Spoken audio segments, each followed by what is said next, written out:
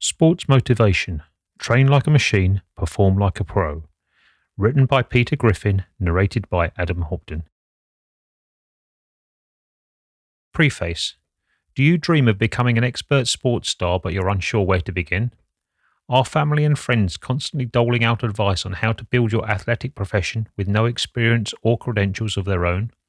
Then skip the well-meaning but fundamentally not having advice of those closest to you and make the dedication to training both your mind and body in becoming a real athlete. True athletes are experts who have household name, non-sports lovers know them, carved a specific niche in professional sports. Like any learned skill, whether it be pro or pastime, ending up being a real athlete takes both innate skill and a want to study further education. They already have the skill.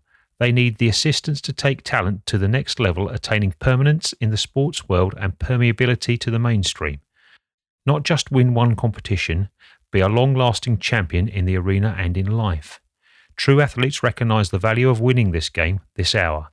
They want to transcend time to be relevant for eternity, have meaning, win at life. This guide will reveal tricks to becoming a real sports player in body, mind and spirit. The strategies inside will allow you to embrace the living style of a true sports player and set you on a course to seeing your dream, more to being an extremely sports player than winning a game.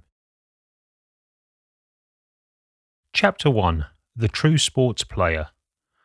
When most people think of a professional athlete, they envisage somebody rough, trim, and geared up with the current armamentarium of their sport. The most recent running tennis shoes, the most recent fitness tracking gadget, and the biggest recommendation from beverage and protein snack companies. Without these physical beacons to prove someone's athletic celebrity status, the majority of us have a hard time identifying what is and what makes a true sports player. There are two different subsets of sports players in the world of sports. Athletic players are people we generally associate with the notion of a sport rival. These people are clad in the current biggest equipment, sponsored and endorsed by big-time corporations, and are singly focused on one supreme goal: win the game. While it is accurate to see these players as champs in the making, they tend to lack the depth and comprehension of what a true sports player knows to be true. Breaking into the top tier and becoming a star in the world of sports requires more than just physical conditioning and an aptitude for the game. It requires a comprehensive devotion to the living style. This unique piece of competition sports world might be little, but their actions and knowledge deserve reflection and emulation by athletic hopefuls. Becoming like these true athletes is the true step of success in the highly competitive and fast-paced world of leading, carrying out players. In order to be the best in your sport, you must become a real athlete. True sports players aren't only highly knowledgeable on the field, they live, eat, sleep and breathe their game. Though constantly in and out of formal prepping and training for sports events, the ace sports player is always self-training. He comprehends that the calling to his game is irreversible, and he's always in training on and off the field. He trains tough or he passes away trying. The first step on the course to ending up being a real sports player yourself is to commit yourself to your sport. Decide that you have been hired to live this life and pledge your commitment for life. The birth of a true athlete. The immediate you fall in love with a sport, the sports player within is born. It may have been when you were younger, watching football players on TV, or when you joined your first soccer group in elementary school. Maybe it was after you read your first sports publication, or when a member of your family took you to your first baseball game. Perhaps you have not yet identified your athletic calling, but you feel a common push in such direction. You picture yourself a champion, and your imagination compels you to spend hours fantasizing about the greatness you long to attain. The birth of a professional athlete is a variable and personal experience for everyone, but it is the primary stepstone on the path to an everlasting place in the Hall of Fame. Some people waste their chance to become a prime athlete by stopping their journey here before it has actually begun. Their lack of confidence in themselves and their own abilities squelches their athletic prowess, and they're relegated to the life of a sports fan. They let their own insecurities stop them from physically becoming involved in their sport, but they are mentally dedicated to the game. They are a prime example of why you should invest all three aspects of yourself, mind, body and soul, to this dream, or you are going to always fall short of your ultimate goal. The sports fan who has the drive to become a very real sports player will soon take the leap from admirer to player. She will start to replicate her heroes and spend numerous hours practicing and refining her physical capabilities. Always aiming to outshine her own personal records, both officially and informally, she will tweak the specific abilities she needs to outrival her rivals. In time, this devotion will prove beneficial as she starts to excel in a chosen sport. Once you have begun to develop your skills and prove yourself in the world of your sport, you are going to want to continue to grow your education and also your abilities in your chosen field. Always be working to acquire new and better skill sets while cultivating your mind and body coordination. It is with this learned dexterity and competence that you are going to begin to mature in your game and portray yourself as a man or woman separate from the boys or girls of your field.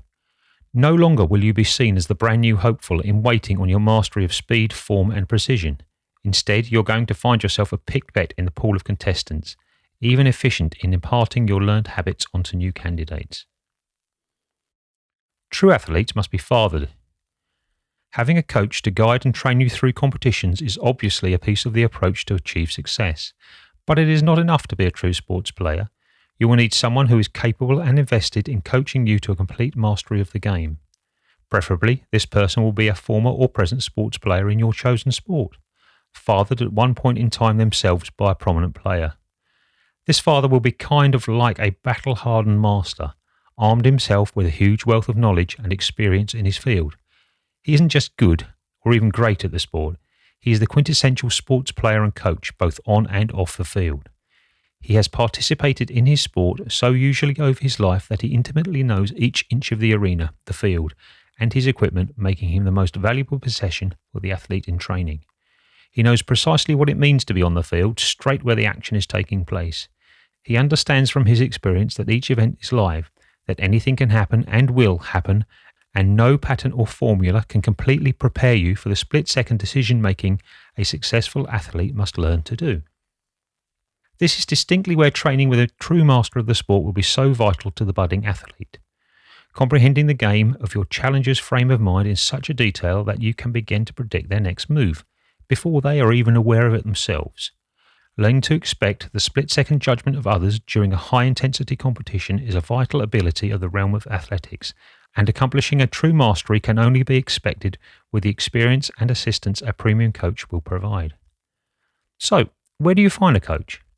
A person who won't stop at simply coaching you to win a game or a tournament or perhaps a season, but who will be personally brought you their prodigy. Many people imagine a coach as a high school athletics teacher or perhaps somebody who used to play a sport recreationally in the past. While both options can supply some important insight into the sport, it is not unusual for them to become a barrier to the trainee's success. Neither of these examples hold true masters of their sport, and their knowledge, though correct and exact it may be, tends to be strictly by the book and limited to the tangible. They can help you accomplish appropriate form or understand the specifics of a game, but usually they do not have the experience to guide you in becoming immediately versatile throughout any game day situation. With this deluge of knowledge and experience, this dad trainer patiently develops his prodigies to perpetuate his own calling even after he's gone by, ending up being fathers themselves and passing down their learned knowledge to new potential customers in the game. True champions are shaped and developed through the transfer of knowledge and abilities from coach to trainee, and not by undirected talent, no matter how great. You cannot expect to train yourself all by yourself and rise up to the level of champion. Likewise, you can't expect to be trained by an amateur or anyone besides a champion themselves and still reach this objective. You must draw on the knowledge and experience that can only be gathered from somebody who has been in the position before, has the right knowledge, made the right choices and clawed their way to the top. This person belongs to your lighthouse on the shore of a dark, unstable sea, pointing you in the direction for success and warning you of the dangers and mistakes that can so quickly be made. It is necessary that on your journey to becoming a champ, you fully understand the difference between a competitor or a gamer and somebody who is a true ace athlete. The person who used to play a sport may have interesting stories and even some advice that he has gotten throughout his years of mainly self-taught research study. He may read books about his sport, or perhaps he has won awards for many years for his participation. Conversely, a real sports player is like a son. He has been fathered by a champion who imparts in him a total and exhaustive understanding of the game, the state of mind needed to win, and the devotion of a lifestyle. He is not only being taught how to win, but is also being prepared to teach others one day. While a gamer points to used prizes and medals as evidence of his significance and success, a true champ points to his network of mentors and trainees to prove his worth. A real sports player not only duly claims to be a champ, but he lives to develop champions as well. The philosophy of a true sports player. Now you comprehend that the drive not only to be a champion but also build champs is the difference that separates a true athlete from a normal competitor. The quality of champions you produce depends on the kind of champ you are. This mantra must always be at the forefront of your heart and mind. You should always be pursuing perfection. To be the best version of yourself you can perhaps be, so you're going to inspire others to be similarly as devoted. You should always be training, continuously growing and learning, and never ever compromise your own quality and the quality of the champions you intend to produce. You may wonder, how can you continue to excel and build upon your own training and the formation of others as you begin to age? You never age while training champions. So many retired athletes continue their career in training others by writing a book and even opening a health club. Here, the experienced champion can bestow his wisdom and skills onto his students, successfully growing them into future champs.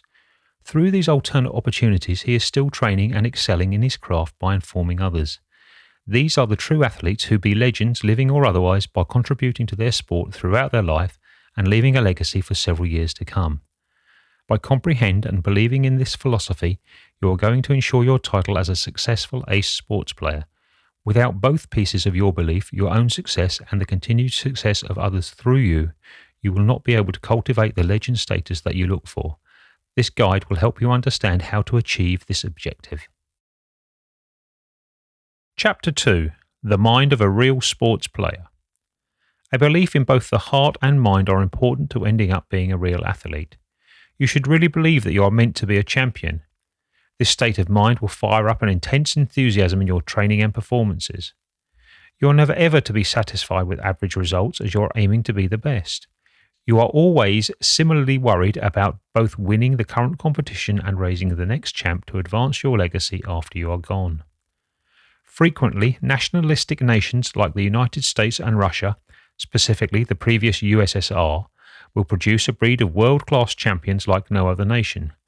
These sports players have been training relentlessly for several years, with the vision of Olympic success and success for their countries and their minds. These rivals appear to be so fruitful since they intend to be champs themselves with the goal in mind of bringing posterity to their nation now and in the long run. These males and females normally intend to learn the tricks of their sport, making them the best candidate currently and leading the way for them to train new champs of such quality in the future. The international sports players who show this frame of mind can be branded true athletes. They begin their training under a master of their sport, they excel and they beat records, even their own. They eventually be champs and then they themselves begin to train other up-and-coming athletes. Still, not every worldwide rival is of the exact same mindset. Some are rather near-spotted, focusing only on their present circumstance and present goal. To win this game, bring home this medal, and become a champion this season. Once they successfully finish this objective, they go back to their home countries to celebrate and retire. These winners may have even trained underneath real champs. They train tough and train to win, but they lack the foresight to actually put the ace sports player's sportsman philosophy into practice. The mindset has a number of fundamental parts. You aren't your own. You aren't in training or perhaps competing to build your own ego and satisfy your own dreams. This isn't a singular purpose. You are on a corporate objective. Others have led the way for you, and you'll continue to blaze a path for other champs who follow. Your trainer who fathered you, your students who have become your proverbial sons, and even the generations that came previously and those that will continue after are all interconnected and dependent on you keeping a level of excellence and devotion. This lineage has been extending with each successful generation of champs. Somewhere back in the line, a professional athlete mastered his chosen sport. He became a champ with a style all his own and effectively produced a secret formula of tricks and abilities that led him to the great success he found. After his run was up in the competitive sports world, he started to pick and train a new set of prospective champions. These new champions excelled, using the mentors of their master, and did in simple fact become champions themselves. possibly greater than their own master. This pattern has continued, and soon it became your turn to learn how to master your sport, and it will quickly become your objective to give your knowledge of success to the next generation of sports players. The purpose of this transfer of knowledge is to continue to cultivate a specific style of success and winning in the field. This style differential appears throughout each sport. Each country, whether it be Filipino, Chinese, Japanese, or Thai, all have various styles of playing and techniques for winning in sports, no matter how carefully their societies might or might not be linked. Throughout the generations of masters and trainees, the style is fine-tuned. It develops and progresses, taking new forms as it becomes a lot more skillfully crafted with each new batch of champions. The style and abilities of the sport are constantly updated to meet the ever-changing needs of the evolving sport, the changing arena, and the variations in the style of other rivals. For this reason, you can really appreciate how the culling of a real sportsman is a collaboration, accumulative of individual champs and trainees throughout a family tree of all sport, all collaborating throughout generations for the goal, to leave a legacy of success.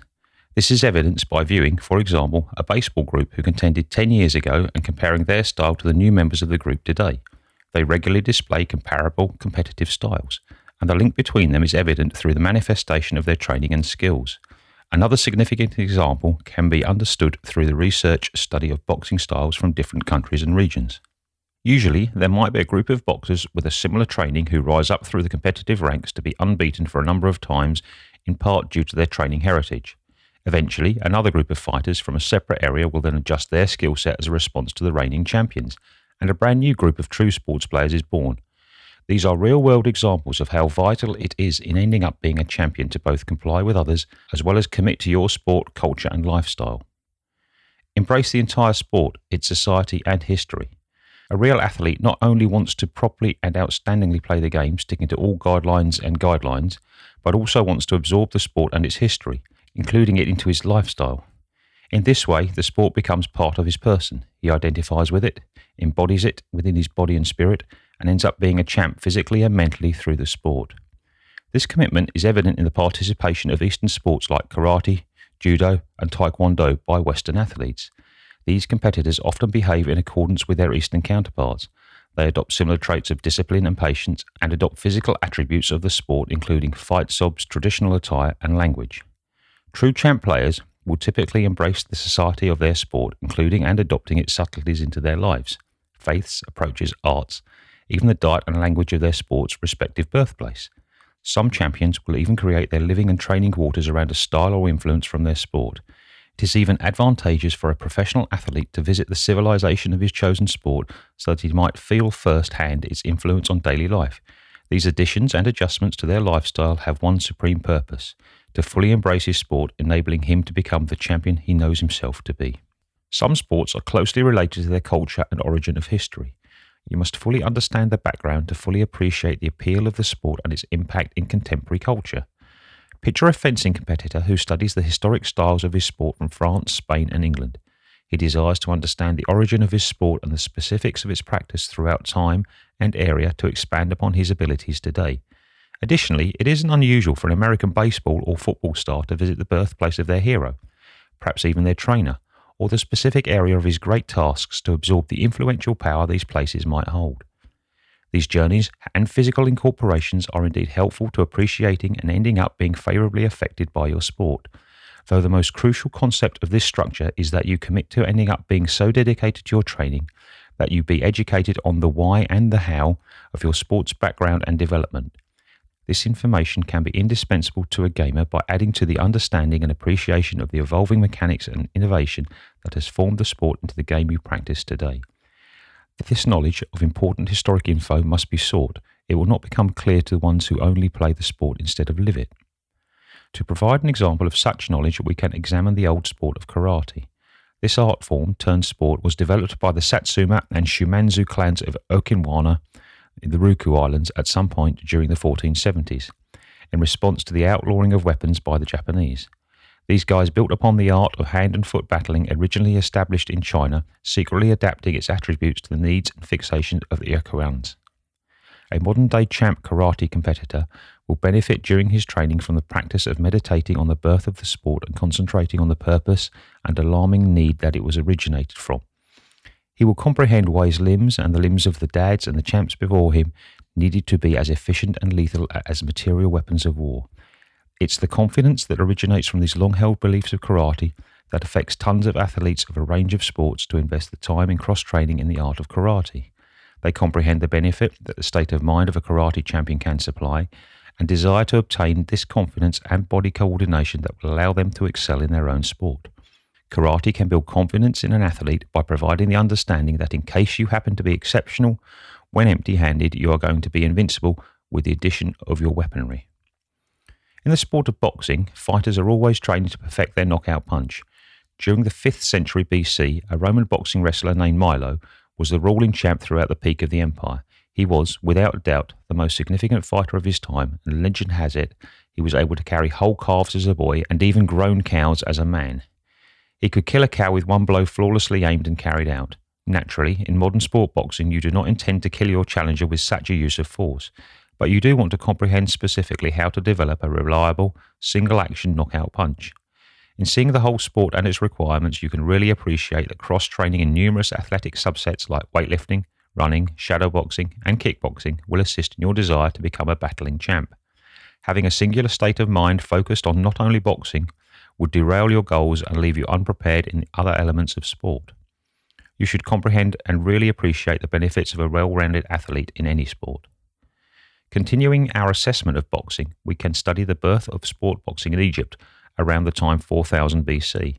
Throughout this era, boxing gloves were simply made from a thin layer of leather that curtained over the hands, arms and elbows. This enabled us to infer that boxing isn't solely depending on the hands for success, but understanding the techniques that incorporate the forearms and elbows will only benefit your capabilities. In this way, you can begin to comprehend that becoming really qualified in any sport needs more than a singular concentrate on one aspect of training. You cannot become a champion boxer by focusing only on your hands any more than a popular brain surgeon can become competent by the research study of idea alone. You must intertwine theory and knowledge with practice, including your whole body and mind in training. In ancient Greece, as evidenced by the 23rd book of the Iliad, we see examples of athletes literally sacrificing life and limb for the splendour in sporting events. Could there be a more strong indication of true commitment and commitment to the sport than this? These people really believed that the life and training of a professional athlete deserved complete devotion, and consistently craving their sport was a sacrifice to be expected. Obviously, you are definitely not expected to actually die for your sport or the entertainment of the fans, but metaphorical giving your life over to your sport is a real indication of outright commitment that will enable you to realise your dream of ending up being a real champ. There is always room for some improvement. While it is actually crucial that you are both proud and glad for your skills, how it is similarly as crucial to keep away from being caught in the trap of maintaining the status quo. Continuously enhancing and building on your present skills is vital to attaining and maintaining an ace level of athletic performance. Every morning you must devote yourself to your training. Every day you know that your goal is to beat your prior personal record. The other day was the other day, and today is a brand new day. If you had a great training session yesterday, and you now set new records or improve new abilities, wake today with the understanding that yesterday is just behind you. At this moment, you are no better than the other day, and that is how a champ is born. You celebrated your achievement for 24 hours, and now you start again today with absolutely nothing, aiming to earn your success for this day. Conversely, you'll periodically find yourself, as all athletes do at one time or another, in the grasp of a plateau in your training. While typical, a plateau must be discovered, evaluated, and strategically broken through to continue to rise to the leading level of ability. Do not let a less than desirable day or a short plateau completely overtake your commitment or derail your path to supreme success. Each new day you must begin again when you wake, putting the successes or failures of the other day out of your mind, today searching for a new level of success. The sentiment, room for some improvement, is typically tossed around when a gamer's efficiency requires some fine-tuning. Comprehend this idea as an encouragement instead of a kind insult, as it might have even been directed. This phrase is pertinent to every sports player, from those just getting started to the leading players and trainers of the field.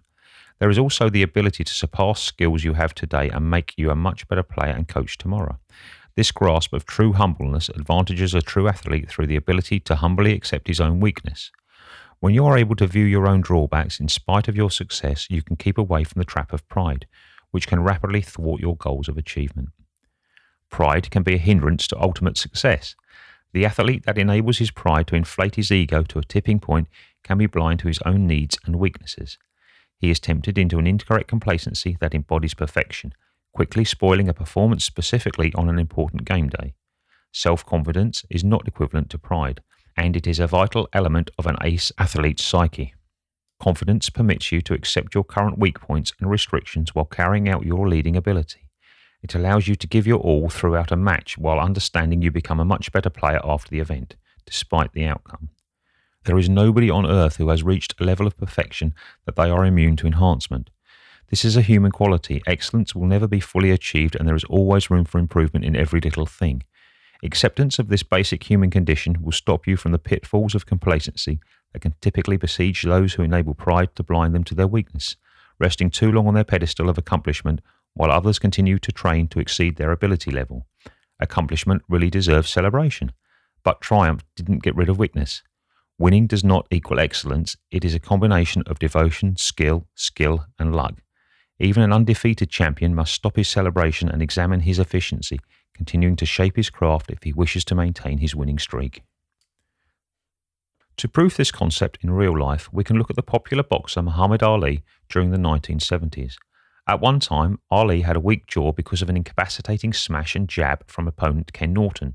Muhammad Ali tended to this weakness and shortly ended up being invincible once again, proving to his contenders that his once frail jaw was weak no more. Another instance of consistent personal tracking for enhancement is the story of the extremely featherweight division champion Manny Pacquiao, who was famous for his devastating left punch called a southpaw. Although he was born by all accounts a champ, he determined a weakness in his right punch and comprehended that it left him susceptible to his opponents. He relentlessly trained his weaker side till both of his hands can delivering explosive punches that have been compared to dynamite. Another benefit that consistent search for improvement will supply is the drive to conquer weakness. You have seen how the acceptance of a weakness and vulnerability was the initial step to improvement for Muhammad Ali and Manny Pacquiao. But without being invulnerable to pride, neither of them would have had the enthusiasm and devotion to accept their weak points and eventually conquer them. Accepting your weakness is the initial step, but you should use your drive for success to fire up enhancement. You should progress in your training to turn your weakness into strength. Some competitors fail to see the significance of this step, instead attempting to hide their weakness from their opponents. This might work for a period, but your lack of ability will soon become clear as a worthless challenger. They will tweak their skills and approaches to prey upon your weaknesses. For example, professional chess players frequently find themselves in a position where they are willing to sacrifice a lower priority playing piece to better a chessman. At times, they rely heavily on those techniques and their challengers see a pattern. They combat this maneuver by designing a trap for the queen and other pertinent pieces before their opponent can review his technique and alter his approaches. In this example, the original player could have benefited by making an effort to study and flawless other approaches of winning that relied on alternate playing pieces. In this way, he could have camouflaged his strength by putting an equivalent focus on all board pieces, diverting his challenger's attention away from his ultimate method and only revealing his plan at the time of execution. Another real-world example of this is the ease of finding a forehand or backhand tennis player. When you favour one over the other by, say, frequently using a best forehand when returning a serve, your challenger will be extremely quickly detect this and alter their game to fire his shots to your left side. He will keep in mind of your battle in returning these left-handed serves and will take pleasure in trying to fire all his shots to your extreme left, where the capability to use your right lower arm will be non-existent. It will send you a quick succession of go back to your weak side till he has overtaken your score to win the match. Or maybe your opponent serves you with a leading spin on several occasions and you fail to return the ball each time. Perhaps he delivers several powerful swings, returning the ball to the back of your court, where you have become comfortably settled. Preparing for that, he will continue to deliver such hits. If he's a knowledgeable champion, he knows what he's leading you to believe about the game before you even realise the strategy he has prepared. His next move will certainly be to bunt the ball, sending it just inches past the net, leaving you rushing fruitless to connect with the return. As a final example to demonstrate this point, we can look into the game of basketball. Regardless of your ability level, if you only use your right or left hand to dribble, pass and shoot the ball, your reign of basketball champ will be certainly interrupted. Your competition will swiftly notice your preferred side and start to properly forecast your next move, enabling them to intercept and interrupt your ball handling. Both right and left hand must be equally strengthened and trained to become a true champ. abilities you utilise are most typically your strengths, and those you seldom use or use as a last hope can be determined as your weakness. Make the effort to assess each category and prepare to build on your existing abilities. Even if you feel your skills are excellent, a true athletic champion will never be caught resting on his laurels. He will always be looking one step ahead of where he is at, and going to put the effort in it takes to transcend to the next level. Unleash your unlimited potential. The final foundational element of an ace sportsman's philosophy is the player's self-held belief that is an asset to both his group and his sport as a whole. He emphatically believes that his potential is waiting to be accessed, to be cultivated and extracted through his extensive and comprehensive training with a person who has mastered his sport. His capabilities lie dormant, like a fresh fruit covered by a skin that must be peeled away in order for the fruit to realise its true potential, to be edible. The thick exterior covering hides the sweet, edible fruit within, and once removed, the true purpose and essence of the fruit finally appears. The tasty meat of the fruit nourishes those who put the time in to expose it, whilst the seeds of the fruit can be removed and cultivated to extend the fruit's legacy and offer plentiful harvests for many years to come. A real sports player knows that within his exterior physique lies a champion. Through his training and devotion, he sculpts his physique to look like the beliefs he knows to be true in his mind. He strips away any physical barrier that could impede the growing of his skills till gradually the champion in him fully emerges. Now he can reproduce himself within others by prompting them to make use of their own potential for achievement. The simple desire to win may enable you to be a champion for a limited time. This mindset will produce a momentary winner, someone whose immeasurable potential has not yet been determined and promoted into a long-lasting champ. Your latent potentials will only be found once you comprehend and commit to your legacy of lifelong relevance and success, aside from the presence of competition. Some athletes undermine their search for limitless potential by ending up being singly focused on becoming what they wrongly understand a champion to be. They want to prove they are the best, even contending against colleagues to convince others of their skill and verify their need to be viewed as individually responsible for their victory. They totally believe that without their presence, accomplishment would not have been possible. This fascination with winning in order to validate one's own individual self is not a quality of a real ace athlete. It's simply a self-centered obsession, both harmful and greedy. It undermines teamwork as the sole inspiration is to prove I'm the best. This fixation can produce winners and overall wins for the team, though the false champ it produces is often the kind of player that is disliked by a lot of. These people will attempt to make every rating for their group, working very tough, but in turn ending up being really demanding, hot-headed and manipulative. They treat their colleagues as background props for the show in which they hold the lead role, or often in their mind the only role. These obsessed players will have no commitment but to their ego. They authorise of anything that will make them stars. Basketball is usually considered a breeding place for obsessed players. It is common for one player to promote himself as a forward, guard, referee and even a scorer all at the exact same time.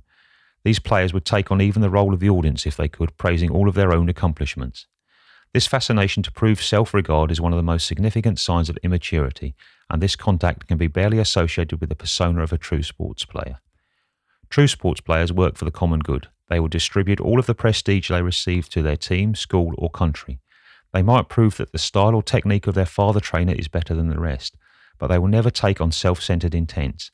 They will not declare to be the best because they work diligently to accept and conquer their weaknesses, and confessing weakness is something a non-ace athlete will not do. Eventually, the mind of an ace player never ever makes each effort to prove that they are anything aside from an athlete who comprehends he must always train tougher. Chapter 3. The Body of a Real Athlete. Most of sports require physical ability, but even the sedentary board game sports need players to have a healthy body. The human mind functions optimally when undisturbed by body functions gone haywire. An unfit body can lead to the familiar headache. Hence, true athletes know the value of a body perfectly fit for their particular sport. Different sports need different body forms and conditionings. The muscle groups to be engaged vary with the sort of sport you are engaging in. Thus, a healthy body in sports doesn't always relate to a lean, pure muscle build with 0% body fat. A lot of times, the physical requirements can depend on what weight division you come from. Your large muscle mass may be perfect for body structure, but you will be in real trouble if you rely on your physique to run a marathon. Your body fat percentages might be perfect for sumo wrestling, but imagine how it can hold you back in gymnastics or cycling. Your lean, well-described, muscle-clad figure may help you master boxing, but not in weightlifting. So what's the best build for a real sports player? the true sports player's body. Formerly, we talked about that. To the majority of people, an athletic guy is somebody who has a trim and muscular body.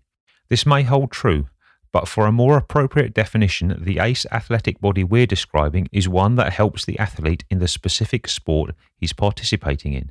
To be an athlete, you don't need to be especially muscular or slim. It depends on what sort of game you're playing. It would be entertaining to see somebody who enjoys serious weightlifting use his muscles to be a chess player or tennis player. It would be unsuccessful to train to run fast as a billiards player. Hence, you must know your game well and know the body mechanics involved so you can appropriately specify the perfectly fit body and develop your workouts accordingly. Basketball and volleyball players participate in a ton of jumping. Subsequently, they should develop their leg power and have weight control. Their bodies need not rely heavily on muscle, as minimal muscle power is needed for ball handling and pushing and pulling actions. Some basketball players select extra muscle bulk and definition, specifically if they play as center or guard. This extra muscle weight is bearable in this position, but heavy muscular build is a resounding no. Tennis players don't regularly jump, but they're required to be able to make unexpected body shifts that count on explosive leg and foreleg muscle contraction and growth. These unexpected body and weight shifts to produce unexpected and consistent movement during competition require a lean body that's easily supported by the legs and hips. Unlike basketball that seldom uses an explosive arm, shoulder and back action, with the exemption of throughout a quick break, tennis demands constant full arm swings and circles and stiff muscle tensioning at all times, requiring much work of the shoulder and back muscles. In horse racing, the horse brings the impact of muscle penalty, but the rider must be short and lean so as to minimize the burden to the monster. The rider must also manage the horse, which needs muscle power in the arms, lower arms, hips and legs. A lean body also decreases the shock a rider must endure when the horse is midway down the entire stretch and galloping at full speed. A typical rider has his butts raised from the seat to reduce shock, and this body weight plays a pivotal part in the ability to maintain this position. Being active in a sport doesn't always equate to building huge and powerful muscles that nearly tear open your t-shirt. You can be tinier or larger, lean or trim, lighter or heavier than the ideal stats and still be a true sports player. General and specific exercises. Whatever sport you take part in, be it primarily physical or mental, you must work out how to become an ace player. Even if you feel you don't truly need these distinct or large muscles, if you aspire to be an ace, you must exercise. These exercises listed below can serve as a general checklist for anyone aiming to become a real sports player. Athletic exercises are either general or specific in nature. General workouts. General exercises may vary in strength depending on the seriousness or type of sport you are participating in. They might be heavy or light. Heavy workouts tend to include the works, weights, aerobics and gymnastics. They are typically used in preparation for an approaching sporting event. Weights raised by both hands should be approximately half your total body weight to be influenced. This, naturally, is dependent upon how physical your sport is. For a sport that needs primarily physiological stamina, like chess or billiards, it would benefit the player to frequently participate in bench presses and squats, using about 1/4 to half of his overall body weight. For example, if you weigh 70 kilos, you're going to use 15 to 30 kilos during your training. For dumbbell training, you are going to use between 5 and 2 kilos in each hand. You will want to focus on repeatings. If your sport is primarily physical, you might want to use heavier weights. These are simply tips to help you understand the concepts that you should be participating in routine weight training. When training to become a real sports player, you are going to want to do these things under the supervision of a qualified expert with the true blessing of a physician. Push-ups and pull-ups are an important part of gymnastics. Gymnasts use these exercises during exercises. They can also be considered a workout in weightlifting. These maneuvers are ideal for both physical and psychologically challenging sports. They offer enough stress on your muscles to supply a result without straining them needlessly. Like weight training, these up exercises are also done in sets of 4 with certain repetitions per set. For example, you may do 30 push-ups, rest for 1 minute, and do another set of 30. Increase the number of sets as your endurance boosts. Many true sports players are capable of doing 120 push-ups with 1 minute rest between each 30. Aerobics is an excellent way of enhancing your blood flow. Whether it be typical or mental sport, oxygen and blood circulation throughout the body is crucial. Aerobics reinforce the heart and lungs, making breath control easy, an essential part of handling emotionally difficult events. Light exercises are those in which you engage when no sports event is imminently prepared for. The intensity of your training is considerably decreased. Weights and repetitions, length of time, or distance covered is minimized. The main goal is to continue keeping the muscles limber and to condition the body to keep away from an abrupt change when the time comes to engage in heavy training for competition. The absence of a routine light exercise will result in a trauma to the body once routine exercise is again resumed. A long period of dormancy after real competition is an unfavorable factor when you begin to prepare for an approaching event. Particular workouts. Specific exercises are tailored towards body sculpting or elimination of a particular weakness that is a restraining perfection of an ability or overall performance. Specific workouts are done in addition to general exercises when true sports players are actively preparing for a real competition. A true champion athlete won't be able to manage sacrificing either. He must have a stringent schedule for all of his exercises, each day of his life, even and perhaps especially when there is no imminent impending sporting event to get ready for.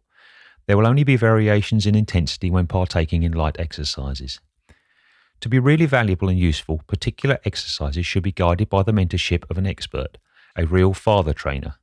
This coach may see it fit to enhance your limbs or muscles included with pitching a baseball, or make the twitch in the toes or ankles snappier to acquire an advantage throughout the start of a sprint.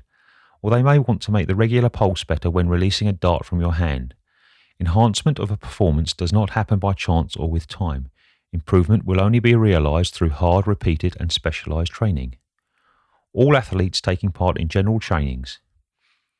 It is with specific, customized exercises that true athletes are split up from their athletic player counterparts. It is generally in these specialized exercises that trade tricks are utilized and passed on by father trainers to their son athletes to be used as secret weapons, regularly deciding the fate of a competition. Examples of general workouts. As we have discovered, general exercises are for every person, sports player or non-athlete, ace or non-ace. For a real athlete, a routine general exercise is compared to a vehicle that is always in use. If you stop running the car for an amount of time, the parts get bogged down, leading to decreased handling and performance. The following list includes physical fitness requirements for true sports players. Running. In order to sharpen both the body and mind mobility, routine running is essential. It keeps muscles warmed and primed for abrupt maneuvers and keeps the mind alert as a consequence of the improved oxygen supply gave the brain throughout cardiovascular activity. Suggestion. Make certain to prepare your running schedule in accordance with your body's tolerability. Never overwork your body to the point of fatigue. A tired state will harm rather than improve your skills and health. Make certain to always wear shoes that are comfortable and encouraging to your feet, ankles and forelegs. Often replenish your body with fluids containing clean, fresh water frequently throughout your workout. Run where the fresh air is plentiful, staying away from overloaded traffic or production areas where there's apt to be airborne contamination. Weightlifting. The practice of raising weights either using barbells or your own body weight through push-ups or pull-ups or squats is essential. It efficiently tones the body muscle that is needed for strength and endurance. If you possess the correct percentage of muscle for your athletic requirements, and these muscles are properly stretched and ready for usage, your body is certain to work as your will commands it. Suggestion. Make sure not to over or under train with weights. Raising weights that are too heavy has the ability to harm your skeletal system, particularly your spine. Lifting weights that are too light, on the other hand, won't produce the needed results to support a demanding athletic performance. Usually, the weight limitation you can safely and efficiently lift is based upon your own body weight. Bench press, doing squats with weights, and deadlifts are typically done with a weight that is either half of or equal to your total body weight. Make sure your form and safety are supervised by an approved professional. Stretching. Stretching your muscles not only prepares them for a major workout, but also keeps the ligaments flexible and capable of performing as you require them to during a competition or efficiency. The capability to picture your body performing the reactions required of it is necessary, but is certain insufficient. What good will it provide for you if you comprehend what needs to be done, but your body refuses to abide by your demands? Versatile muscles and tendons ensure completion of maneuvers and excellence of any athletic performance. Finally, muscle stretching gets rid of agonizing pressures of muscle groups, Sometimes excessive pulls and twists of muscles can result in long-term and painful damage. Suggestion: do not try to reach full versatility throughout stretching instantly. Overstretching too quickly can cause muscle and neck and back pain and can result in discomfort and sleep-deprived nights, impacting your capability to perform during the day. Stretch your muscle gradually, but certainly with particular objective. Don't expect to produce your preferred lead to one session. This general list can be personalized to consist of other general workouts that you might feel are useful to your sport. But these three main activities, running, weightlifting, and stretching, must always be included in any exercise program, no matter physical need. A quality workout program preserved daily will ensure the body stays in leading shape throughout and between competitions, and all set to dominate any difficulty at all times. Chapter 4: The Life of a True Sports Player. This may come as a surprise to a lot of sports players, but a real athlete not only trains for competition, but even more importantly, they live a life suitable for their champ goals. Their lives are directed by the viewpoints, rules, programs, and inspirations of somebody who wants to continue to be an ace player. In ancient Greece, during its peak years as a reigning world society, there were regularly sports competitors kept in the city of Olympia to honour their many gods. Participants from different city-states of Greece would take part in the event, and the Spartans were notorious for their stringent adherence to rigidness and discipline. These men were both devoted sportspersons and fierce warriors. They started training in youth, beginning with a concentration on sports. Their training for sports led them to excel in the activities of running, leaping, boxing, fumbling, weightlifting, and other physical skills that are essential to a warrior. Ultimately, the whole of Sparta, then a city of Laconia, ended up being a training school for the warriors. The residents of Sparta were expert warriors. According to Greek history, children were eliminated from their families at the age of 7 and positioned in strict training under state control. They were just raised and trained in barracks, often enduring difficult conditions. In the city, there was even an oval created to work as a racecourse called the Dromos. Here, Spartans participated in strenuous foot races and other athletic competitors. The earliest record of champion sports players traces back to this old Greek society, during the time when it was a federation of city-states. These Sparta sports players viewed their whole lives as a sport in training, and they saw their training as a lifestyle. They started their training in youth and grew up to be competition winners and battle-hardened warriors. The structure of life became a state law and employed the dad and son system of tutoring athletes to perfection that we aim to model today. They were so bent on producing winners, it is said that the children who fell short of the required physical abilities were brought into the wilderness and left to die. In contemporary times, true sports players need not train for war, nor leave incapable kids to fend for themselves in the wild, but they can imitate the more positive qualities of the Spartan people. They lived a life aimed at being ultimate champs. The 4 aspects that impact the lives of true athletes. The lives of true sports players are founded on 4 basic aspects to ensure, maintain, and enhance their sportsman quality. Life philosophy of true sports players. An approach is your concept of truth about life. Every individual has their own viewpoints that really apply to each element of their own lives. You have your individual understanding of finances, religious belief, family, work, leisure, and pastimes, like sports. A real sports player does not treat their sport as a small aspect of hobby life. It is life. Seeing life as a sport is a dedication, and you must commit every little thing to it. In childhood, where this dedication generally begins, you recognize you have a strong affinity for the game. Others around you might comment on you, call to the sport. When playing, others can quickly see your propensity for the game. Usually in junior high, the calling heightens, and finally the sport instills into your entire being, and all of your life starts to revolve around it. Your college course, future job, future wife and family, future business undertakings, future office, future residence, etc. must all fall under this career sports calling. Every choice and your general direction in life begins to be based upon your employing this sport. Even your rights and privileges as a citizen, including your opinions and ideologies, start to be shaped by your sport-driven outlook. You choose electoral prospects who have sports, specifically your sport, included in their political agenda, because you are sensitive to issues that might impact your game, and you watch how your sport is being promoted by your local government. You also start to envision your family in a similar way. You believe you should have an athletic marriage partner and children, a home with a small but excellent health club, and a workplace where a number of your trophies and medals will be shown in addition to beneficial training gadgets. Even your family's closest will be equipped with the latest in sportswear and devices. Next, you're going to concentrate on your diet plan. Real true athletes stick to a healthy diet not strictly for health per se, but for the benefits a healthy diet plan will have on their sports capabilities. They form stiff health beliefs and principles for preparing their foods, including what to eat and what not to eat. You start to surround yourself with people of similar quality, making them your good friends and partners. You might even join clubs which concentrate on your sport or befriend the shop owners where you often buy sports devices. Your personal library will be equipped with books and CDs about anything and every little thing associated to your sport, among other useful subjects. You keep up with the most recent news on your sport, both in your area and internationally, and even keep relevant clippings from newspapers and publications, creating fancy albums of this information. This living style instills in you the extremely heart of the sport you love.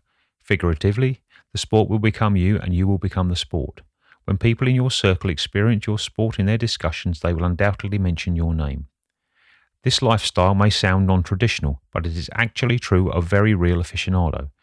Ernesto Presas, a world-renowned champion and grandmaster of Japanese kendo, karate, judo, and arnis, developed a huge training resort that will include a world-class museum of martial arts. He has spent millions of dollars to promote his family pet stores and train sports players to become champions. His sons and daughters have followed his example. True ace players and their masters, like Presas, have not only undefeated champions for numerous years during their careers, but they have become living legends, true sports players for life. You can physically feel the passion of an enthusiast for his craft.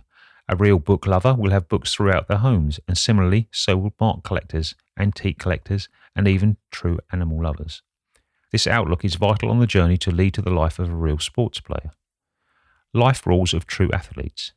Everyone has their own guidelines that they impose on themselves. At times, we even extend these rules to people near us. These guidelines that we put in place are a security for our lives and the lives of those we deem most valuable. For example, we advise our children not to play with fire. We tell them this since we do not want them to be hurt and we want to secure our property from the ill results of fire damage. Start with the traditional do not smoke and do not drink adages. There are some lower recognised rules that will benefit a true sports player. These consist of 1. Take care with your eyes, ears, wrists and ankles. Avoid activities where these crucial parts of your body might be jeopardised. 2. Drive carefully. You do not want to obtain serious injury to your neck, arms, legs or other crucial limbs because of an accident. 3. Never wet your arms, eyes, hands, fingers, feet, legs or limbs when they are tired to keep away from rheumatism. 4. Avoid unprotected sexual relations to lessen the chances of getting fatal blood illnesses. 5. Avoid living a sedentary life. Always make it participate in physical activity by taking stairs, walking, doing things for yourself and trekking after a full meal. Remain meaning at least 30 minutes after every meal to keep away from an extending stomach. 6. Keep your core engaged at all times to keep your stomach flat. This will firm your abdominal muscles, aside from abdominal workouts you are going to complete throughout your exercises. 7. Always keep correct posture. This will deliver a well-proportioned body and will even burn some cholesterol in the body when combined with an engaged core. 8. Avoid wearing tight-fitting clothing the majority of the day as it keeps you from quickly moving around and can have an unfavourable influence on your blood flow. 9. Never ever limit a sneeze or a cough, as these are natural opportunities that your body eliminates foreign material like dust, infections, etc. If you do sneeze or cough, always use a hanky or a little towel to cover your nose and mouth. Learn to decline unneeded social invitations. Never busy yourself with activities that do not further you in your quest to achieve ace sportsmanship, particularly nightlife. Your main preoccupation ought to always be training, looking into and staying healthy. Life regime of true sports players. A true sports player follows a routine for everyday life. He completes his training schedule, which takes a leading concern over all else.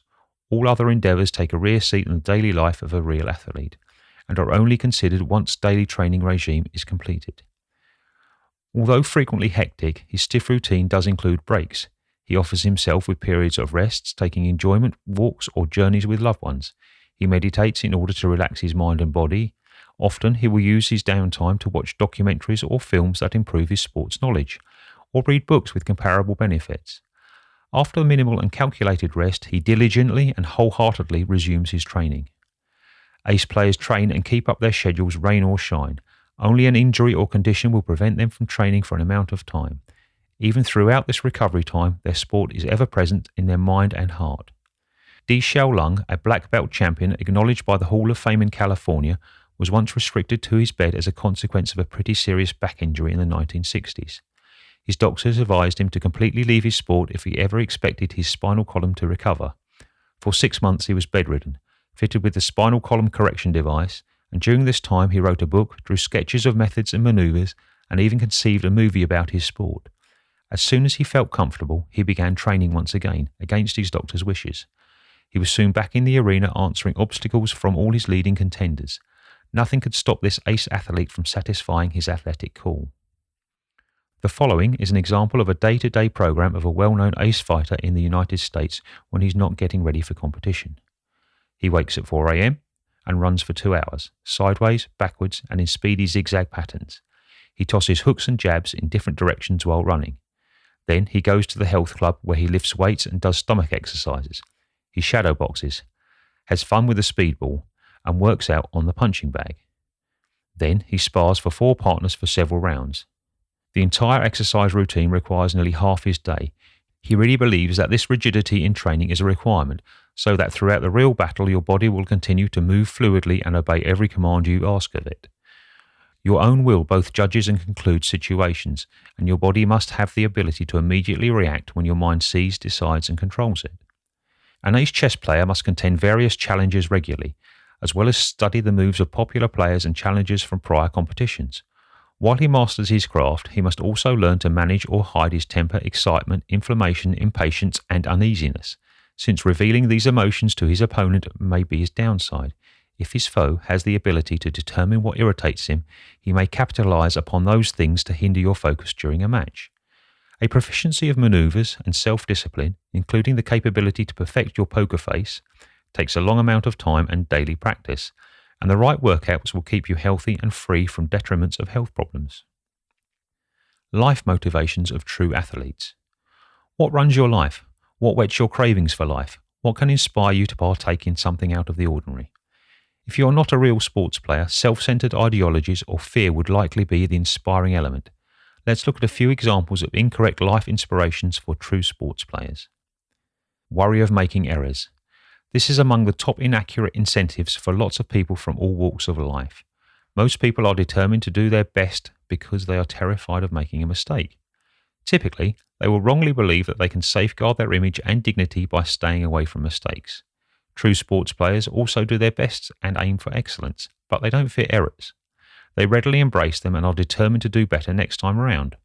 Those who fear error will never be able to discover their full potential, as they live within their comfort zone or stop making every effort to be better once they have won. They fear they might forfeit their athletic achievements if they continually reach higher. True sports players aren't afraid to lose any title or award. They aren't looking for seasonal or momentary trophies, but desire to dominate weaknesses and pass on their strength and knowledge to others. 2. Worry of losing. Another reason that people tend to stay within their comfort zone is related to the worry of losing. An ace player makes each effort to win, not just for themselves, but for their group, sponsor, school, company, or the next generation of players. They are also fearless in defeat. Defeat is a revelation of a previously overlooked weakness that may not have emerged without the defeat.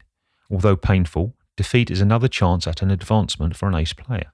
Usually, ace players are distinguished by their unselfish mindset during a game. They don't prefer winning or losing, they want to face the fight the best they perhaps can. Ace archers, kendo players, wushu performers, and other individuals of meditative sports are typically disciplined to prefer absolutely nothing but to bravely deal with the event with their entire being. This selfless mindset gets rid of all pressure and is a really good buffer against frustration. Ace players not only apply this selflessness to their sport career, but in their daily lives. They aim for excellence as they want to give their best in any situation they find themselves in. Worry of changing the status quo. True athletes are radical. They spearhead the introduction of advanced ideas in whatever element might be included. Once they become involved, they turn the tables on their sort, so it is never ever the same. The majority of people voluntarily accept things the way they are and are prepared to live continuing with things the way they have always been. Imagine how the world would look if there were no new challenges that dared to question the existing order. Billiards was once dominated by Western players, till a brand new crop of Asian individuals made their way onto the scene. Basketball was formerly considered a guy's sport until women burglarized the game and acquired widespread admiration and support. Strictly, as a team has been reigning champs for years, it is no warranty that they will always stay unsurpassable. Most beginners don't dare to challenge the veterans, but true athletes find delights in the obstacle and are more influenced when up against a strong challenger or undeniable champion. They aim to prove that no one person or race holds a monopoly over the power of the game. There is always somebody who will have creativity, determination and guts than the present title holder. This person trains to establish a brand new style or technique that is better and more reliable than the present best. 4. Self-conceit. To show up in the arena only to prove that you transcend to all of the other players is one of the absolute worst motivating factors in sports. It is quite common for sports to be a location ripe with bigotry and sexism, not to be interchanged with nationalism, simply the love of someone's own country. What nationalism is not is using your sports platform to promote the belief that other countries are inferior to your own and aim to embarrass them. This is an example of extreme nationalism. Racism and sexism have a comparable intent, to treat another as an inferior and embarrass them. True sports players don't compete to prove anything except they train tougher than others do. They comprehend the basic fact that others might sooner or later be more knowledgeable than even they are if they give the sport more training and devotion. Sometimes a true sports player will compete to show their style or strategy transcends to another, but with the understanding that this doesn't make them a better person, nation or gender. How a professional athlete trains affects whether or not he wins, not his race or gender. A professional athlete also knows that in life, each individual has an opportunity to win, and it is only depending on how tough one tries. He lives his belief that he does not belong to a supreme race or gender, he simply trains harder than the others. 5. Best of luck. True sports players do not believe in luck or accidents. They really believe in choosing their own fate. If you want to win, you should train to win. If you win but lose, you start your training over and repeat again and again till you win. In their own lives, true athletes believe that absolutely nothing happens by chance or accident. Every little thing is a coincidence of choice. You are overweight since you eat way too much. Being chubby may be partial as a result of genes, but true sports players don't catch such explanation. You decide your fate. If you aim to substantially reduce your weight, you can maintain your ideal body. You are not skipped over for a promo or not worked with as you're a loser. You simply have to try again and again till you receive what you prefer or perhaps change your direction. Success is in timing, not luck. 6. The family gene stalemate. An athlete succeeds since his grandpa and father were proficient at the sport. This idea can both help and hinder your efficiency. If you rely too heavily on your genes, you might work on your training too lightly and wind up losing everything you have worked so hard for. What is even worse, you might deflect the responsibility and blame your failures on your family. Additionally, this idea of prime genes may stop your journey before it has even started, since you incorrectly believe that since your grandpa was not successful in his athletic venture, you are also destined not to be. Hence, you believe that no amount of training or commitment will make a positive influence on this location of your life. A true ace athlete won't enable anything to block their path to success, not even a crippling handicap or family genes. He comprehends that his family history might have an impact on his capability, but he recognizes that, in the end, it all boils down to how hard he really trained. He frequently tells himself that the only thing permanent in life is change. Absence of funds. Most of the time, people allow cash to control them and their decision-making. No matter how important a task might be, they shelve their dream for a financial problem. Training does certainly cost money, not to mention the high cost of physical fitness equipment, but this ought not to be the choosing factor of whether to buy quality training. True sports players refuse to let the lack of money hinder their goals. If they cannot improvise their training equipment, they look to sponsors. In addition, they doggedly save funds, however slowly. True sports players always save cash of their own as a life principle. You can't be an ace in anything and expect to be depending on another person, especially in matters of financial resources. Additionally, most ace sports players or individuals find tapping sponsors to be simple because they're grateful and thrilled to support ace players and promote their organisations. They want to be connected with winners. An example of this is the pay scale of NBA players. 8. Applause. Many people live to be recognised by others. They do refrain from doing anything that civilization will not approve of.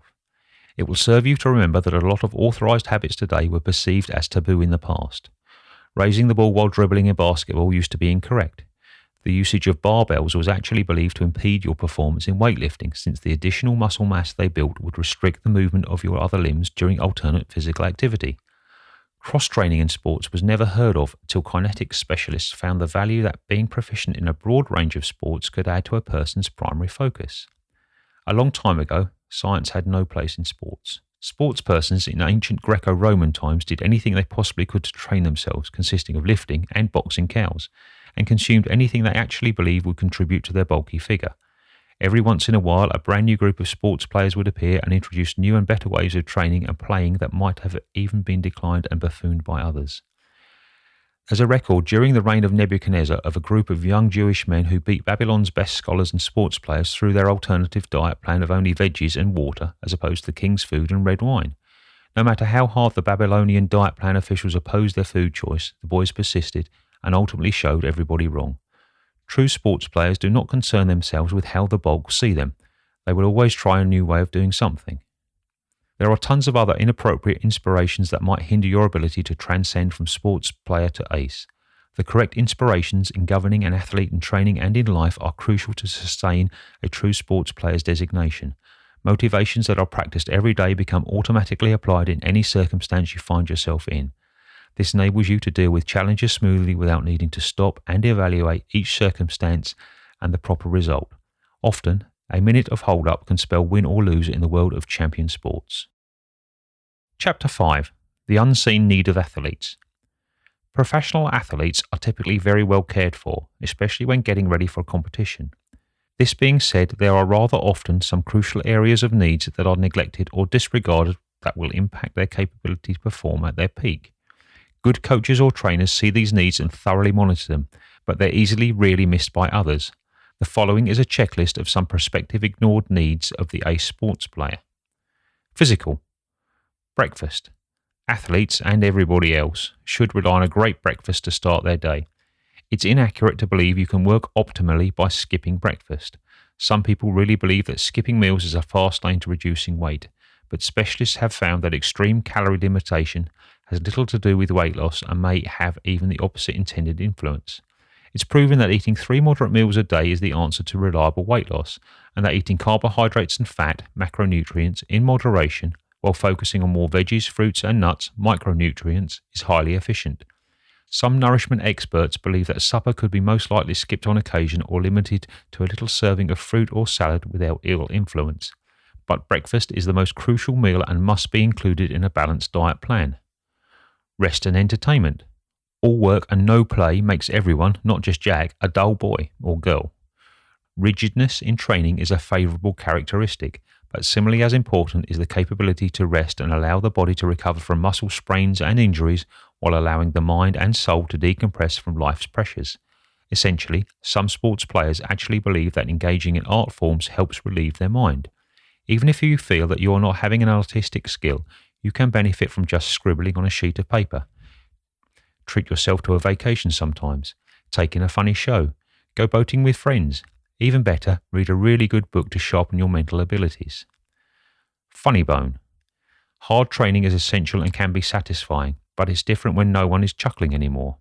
It has actually been reported that athletes have passed away throughout training not because of a physical disorder, but due to the extreme pressure they're under becoming too much for their hearts to manage.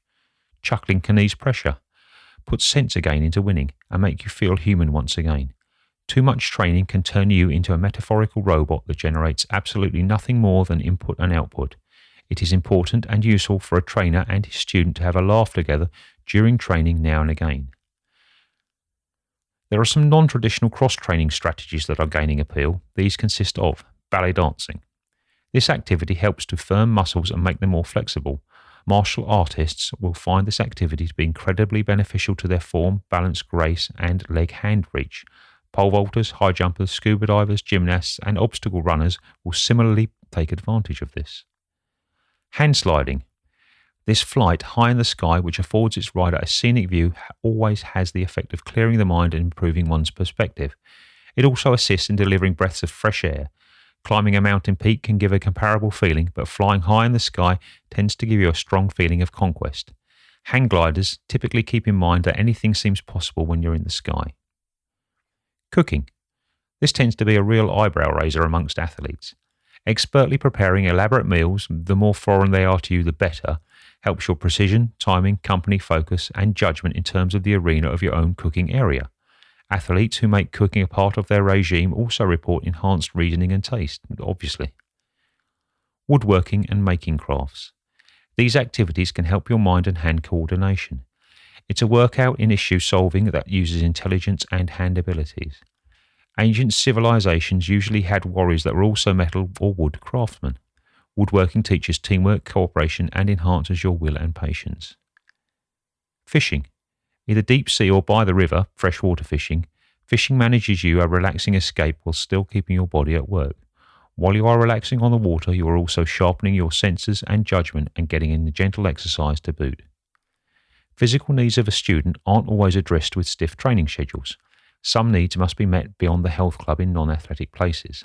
Some needs, on the other hand, are met throughout stiff training and really need to be acted on by the father trainer with other avenues of enhancement. Psychological. Intellectual needs. Lots of people think that athletes, especially really good ones, are unintelligent. Naturally, some athletes may have quit school in order to chase after full-time athletic training, but many athletes manage to finish their schooling and even end up as specialists. Some of these athletes even wind up as champions, offering their educational institution with the highest honours. Some sports players will move their focus in schooling to education and might significant in athletics to try and sway at the viewpoint that they lack intelligence. This might not resolve their perception of being seen as unintelligent, however, because many people don't associate a physical education professor with being an intellectual, despite the fact that a lot are really smart. Athletes will do better to finish their formal education, and their father trainer needs to make this a requirement on his checklist for his son trainee. The father trainer needs to personally ensure that his students stay in good scholastic standing and guarantee he has enough time to appropriately concentrate on his studies. If the father trainer is himself a college graduate, he will have a much better comprehension of the demand put on his student. Some people may in the beginning be intimidated by the workload this belief will impart on the coaches. For him to be responsible for following his players' school stats and keeping him in good scholastic standing. If a trainee has found a worthwhile father trainer, he will see that his trainer has time to personally buy his ability to further his education. All true athletes must pursue their intellectual training. If school has become out of reach, he should turn to other means of obtaining info like books, courses, tapes and CDs, and homeschooling through the web. Academic training is very much part of being a well-rounded sports player. Psychological needs. The mind frequently becomes overwhelmed with lots of needs and concerns, and a jumbled mind makes certain to be an obstacle throughout a match. Players tend to neglect their psychological needs, not understanding that they can have such a great influence on their physical performance. A true sports player needs to understand how to free his mind from concerns, specifically during a game. Setting the mind completely free takes some practice, and the ultimate objective is the ability to have a clear mind as needed, or even better yet, to have a clear mind all the time. A completely free mind enables the body to perform its art. A free mind desires absolutely nothing. It does not harp on winning or losing. A mind that desires something instantly leans the spirit in one direction or the other, usually ending up being stuck there consciously or otherwise. Once the desire to win or a fear of losing ends up being present, the mind is bothered by options, and a psychological shackle keeps the focus too narrow and decisions too mechanical. It is something like a mind that wants to spell the word acknowledge and has a hand to start to write it automatically starts at A, followed with a B and a C, and has a tough time comprehending that C must come after A in this instance. This frame of mind takes too long to finally spell out the word properly. An entirely free mind is able to write anything without even thinking of it. This person thinks, so what if I misspelled a word? That's the purpose of an eraser. With ideas like this, task of writing becomes smooth and completely free streaming. It ceases to be a spelling job and becomes instead a structure. Similarly, the competition ceases to be a win or lose situation, but instead presents itself to the sports player as a drama where he gets to write the script and the plot if he so chooses. Bruce Lee, A worldwide acclaimed and undefeated ace sports player and star once wrote in his book that a state of nothingness can give an athlete the full authority on the whole play or drama that the competition has become, and the capability to write the script and choose his plot. A story writer designates roles to a character but doesn't concern themselves with winning or losing. In this sense, a professional athlete should learn to let his body and mind flow with the present situation throughout a game. This freedom from the desire to win or the fear of losing will give his soul approval to compose instead of compete. Spiritual. A player's spiritual needs can be compared with their mental needs, but much deeper. The spirit is where an athlete's nerve and endurance, to name a few things, are developed. The body and mind might be damaged by fatigue, but if the spirit is strong, it can command both to gather the strength for the last stretch of action in the definitive round. There has been a very big increase of Westerners since the 1990s into Eastern mysticism and spirituality, most of which is interested in a general philosophy of life or philosophy of sports. Many people, which includes ace sportsmen, are beginning to see the need to feed their spirits and view Eastern approaches as the answer. A figured out and undying resolve for conquest is the mark of a strong and steadfast spirit. It does not hesitate about what it requires to dominate, even if the task needs life itself. The Japanese surprised the world in Second World War with their kamikaze pilots who plunged to their deaths by aiming their aircraft straight at enemy targets. They could not bear to live beat lives and would instead sacrifice themselves for the cause. But obviously, war is different than sport, where passing away is normally seen out of the question. But the exact same selfless, self-denying, self-sacrificing mindsets of the spirit are critically important. Although most athletes train to win, tons of them still do not have the zeal or the fire to do whatever it requires to really conquer the game, his weak points and life itself. This undying willpower to overcome anything is the mark of a real ace sports player. His spirit is such that nothing can prevent him or squelch the flame of excellence that burns within his heart. True athletes stand out because they aim to find the meaning of life. They have the drive to dominate their weaknesses and pains and satisfy their desires. Athletic players just want to win and get a medal or a prize. Many athletic players have become champions at one time, but didn't have the passion to move on with this excellence. Additionally, tons of sports players are losing just because they do not have the will to actually give it all they got. They see how strong the opponent appears and they buckle in spirit and choose second place. They forfeit on the competition or sport entirely and never return to the fitness centre to address their weak points so they might return prepared to the arena once again. The shame that they experience from losing once, 2 times or even 10 times is stronger than their spirit and their desire to excel and dominate. They lack nerve and experience weak spirit. These people are generally stage players. They are only putting on a show but have no inner resolve to find greatness. On the other hand, a real sports player strives even when there's no competition. Psychological. Strong emotions can usually make or break an athlete. It is useful for him to settle any emotional burden he may fight with before training and competition. Meanwhile, emotions that motivate a win are advantageous and even important. A coach will know how to properly fire up his players' emotions, but what is usually ignored is the motivation from the athlete's loved ones. While training for a competition, an athlete will normally have a better emotional earring if loved ones are physically present to show support, particularly throughout his competitions. Cheering spoken with the audience can do marvels to a player's outlook, but is secondary to his foundational inspiration, the adoration and support of loved ones. Audience applause can't replace the visible support from loved ones. Another emotional ability that an athlete should resolve is the ability to control his feelings. Negative or positive, feelings usually run high throughout a competition. Both extremes can have adverse effects on an athlete efficiently. Way too much admiration from loved ones and a rowdy audience can produce a strong and uncontrollable desire to win in the players and can derail their trainings. Inspiration and positive emotion should be preserved at a manageable level and must not transpire to an unimaginable fixation.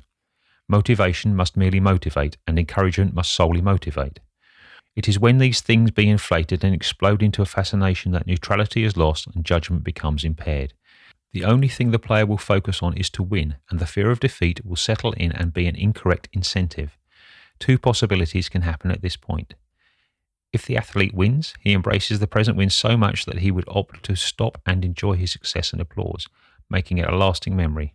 He may not contend again for worry of losing his seat on his pedestal, for he is afraid of losing the affection of his fans. If the sports player loses, embarrassment may drag him to an anxiety since everything has been hanging on his unstable feelings. He might not train or compete again since he fears he cannot handle another bout of humiliation.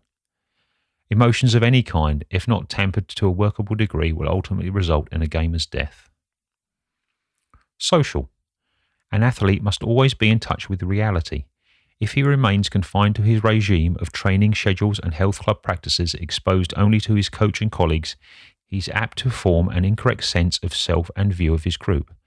He might trick himself into think that he and his group are the best without having any real-life basis for this belief. When competition day comes, he will be delivered the shock of his life when he is faced with a team similarly devoted to winning as himself. The rigours of training usually require a professional athlete to bypass the ability to stop and check on others in his sport. It is helpful for him to monitor other players to see their skill level, their training activities, and even to befriend his challengers and their coaches to reduce stress throughout a game and learn all he can about his competition. These interactions can help an athlete perform a practical view of himself and his colleagues. He can then identify where his strengths and weak points might lie. Muhammad Ali studied the fights of his rivals personally and in film prior to a match. You can even collect clippings from publications and newspapers about events and stories referring to your sport to broaden your knowledge on the subject. This will keep you open-minded and updated in your field. Chapter 6. Secret Ways of Improving Your Sports Skills. The secret power of your Achilles heel.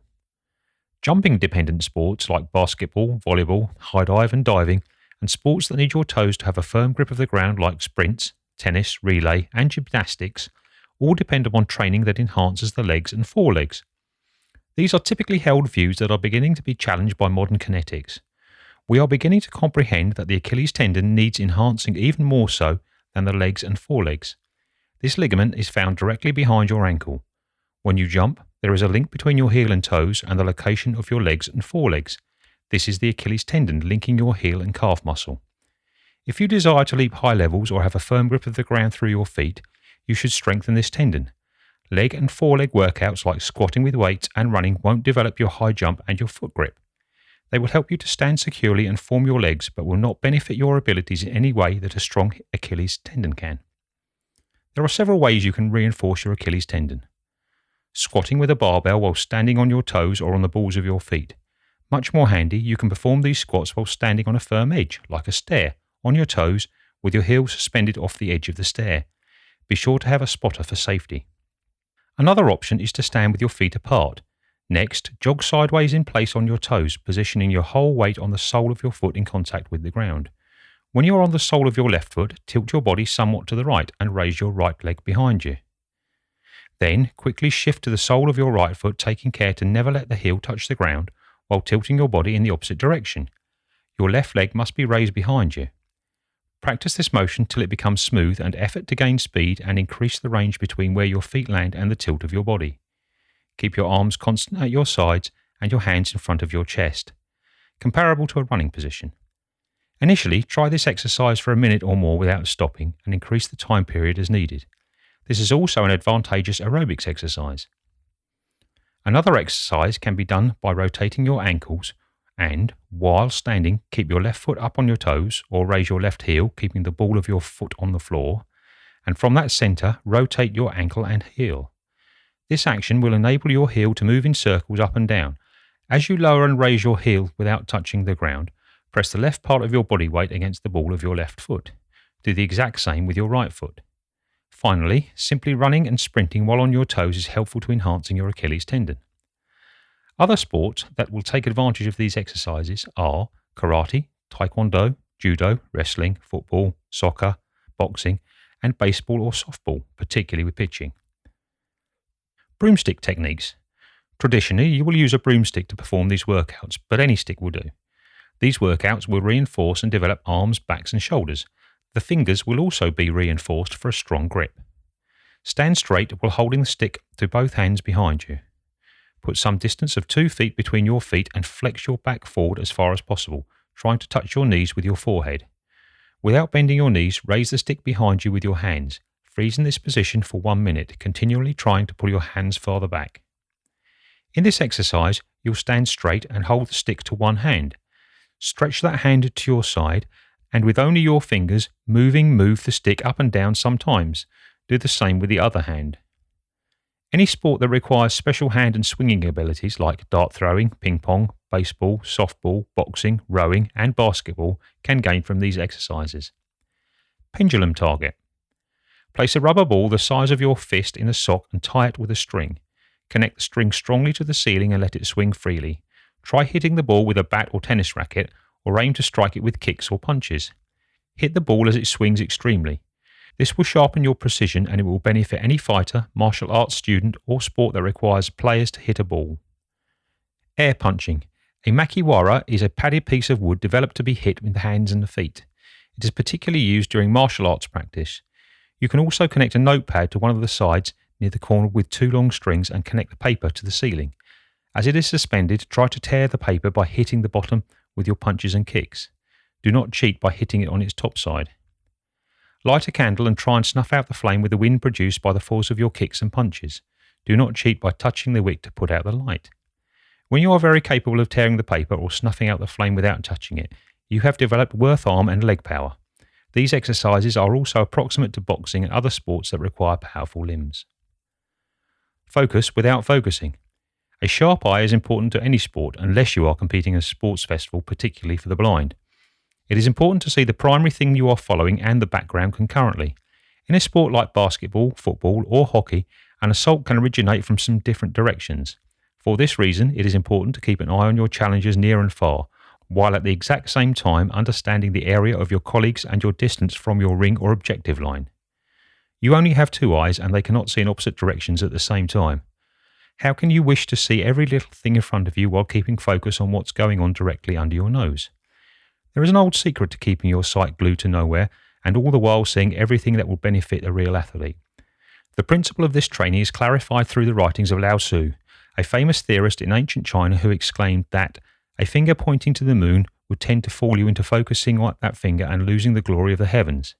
The finger is telling you to look at the moon, not to itself. He also speculated that one must be a lot like the still lake that shows every little thing in the sky clearly but does not focus on anything specific. He wrote, "The spirit is all over, yet holds on to nowhere." Training with your eyes should be done in this way. Stand erect and relaxed in a peaceful place. Try to focus on a single fixed thing like a leaf, pebble, or a dot on the wall. As you concentrate on that thing, attempt to move your vision to the severe left without physically moving your eyeball. Then move your eyesight to the right wing, top and bottom, again keeping your eyeballs still. Try to aim your vision in every direction concurrently, while still seeing the centre object and never physically moving your eyeballs. Do this numerous times a day each day. You can practice this skill anywhere you are, even while commuting.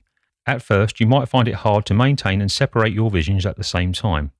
With practice, you will have the ability to reflect everything you view as clear as a lake. In competition, you'll have both a photographic mind and a natural but accurate security system monitoring every little thing in front of you. How can you not be a true sports player when you have this advantage over others? Free spirit. An entirely free spirit can command both the body and soul. As we learned previously, in tired moment your mind and body can still perform optimally if your spirit is strong. Defeat will follow once the opposite becomes true, when the spirit is being controlled by what the body and mind feels. How do you strengthen the spirit? How do you feed and nurture it? Western sports have a tendency to be extremely clinical and organised, yet many Western sportsmen report feeling an absence of something. They often find the answer to this problem in Eastern mysticism instead of science. Science can't present info about something it cannot currently explain. The spirit is where guts and other virtues are deep-seated. A free spirit will have the ability to release these virtues in times of need. One way of reinforcing and freeing the spirit is through practice of meditation. Eye meditation. Stand in a quiet place early in the early morning and concentrate on small details such as bird in flight, a walking ant, patterns of a leaf, bees at work, blowing grass, or slow breaking of the dawn. Just relax. Relax your psychological activity. If you are able, try to clear your mind from thinking of anything. Do not let it roam. Enjoy what's unfolding before you. Do this for 10 to 15 minutes every day. Breathing meditation. With open or half-closed eyes, look far and slowly start your deep breathing.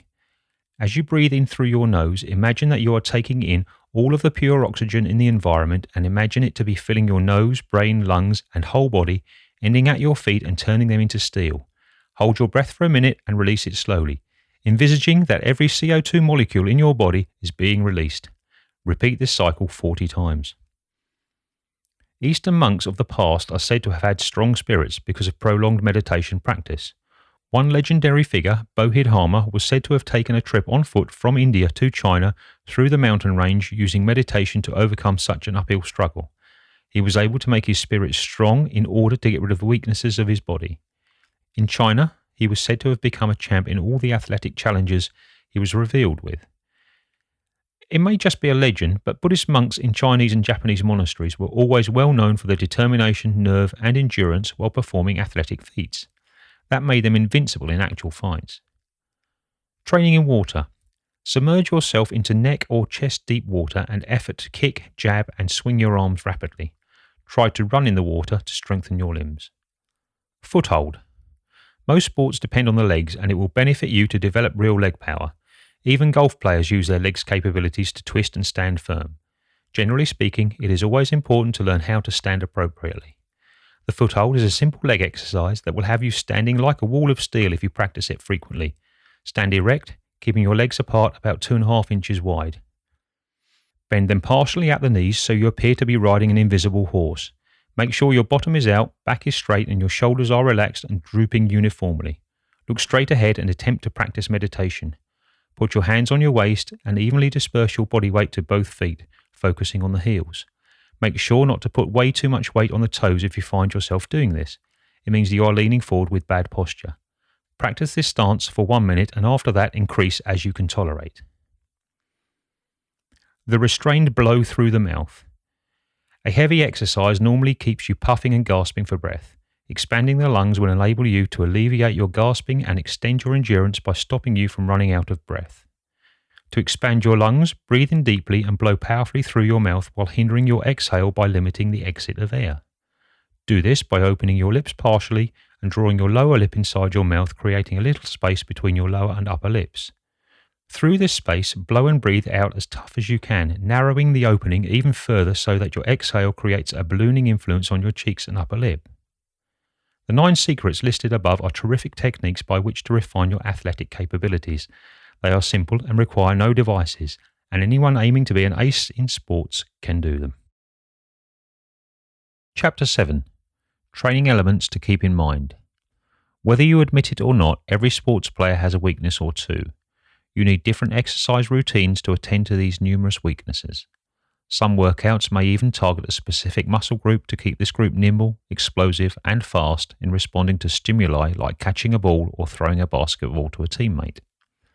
What are these elements that make you a better and competitive sports player? These elements are strength, endurance, versatility, agility, and balance. Although you really need particular training exercise in enhancing a specific element, performing exercises that target the other factors will enhance your overall competitiveness.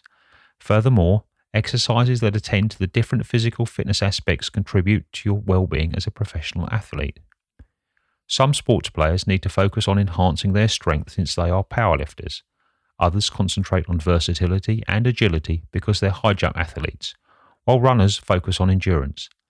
Nonetheless, striking a balance between these 5 aspects will make you a much better and more competitive athlete than concentrating on a specific aspect. You may even sustain injuries if you do not perform versatility workouts. You may even compromise your endurance abilities if you do not dedicate time to agility exercises. In the following chapters, expect to learn the best exercises to enhance your strength, to boost your endurance, to increase dexterity and versatility, and to maintain balance so that you do not jeopardize yourself throughout the actual event or game. The benefits of a well-balanced exercise regime. Most sports players commit the mistake of carrying out the same exercise routine throughout a month or a week.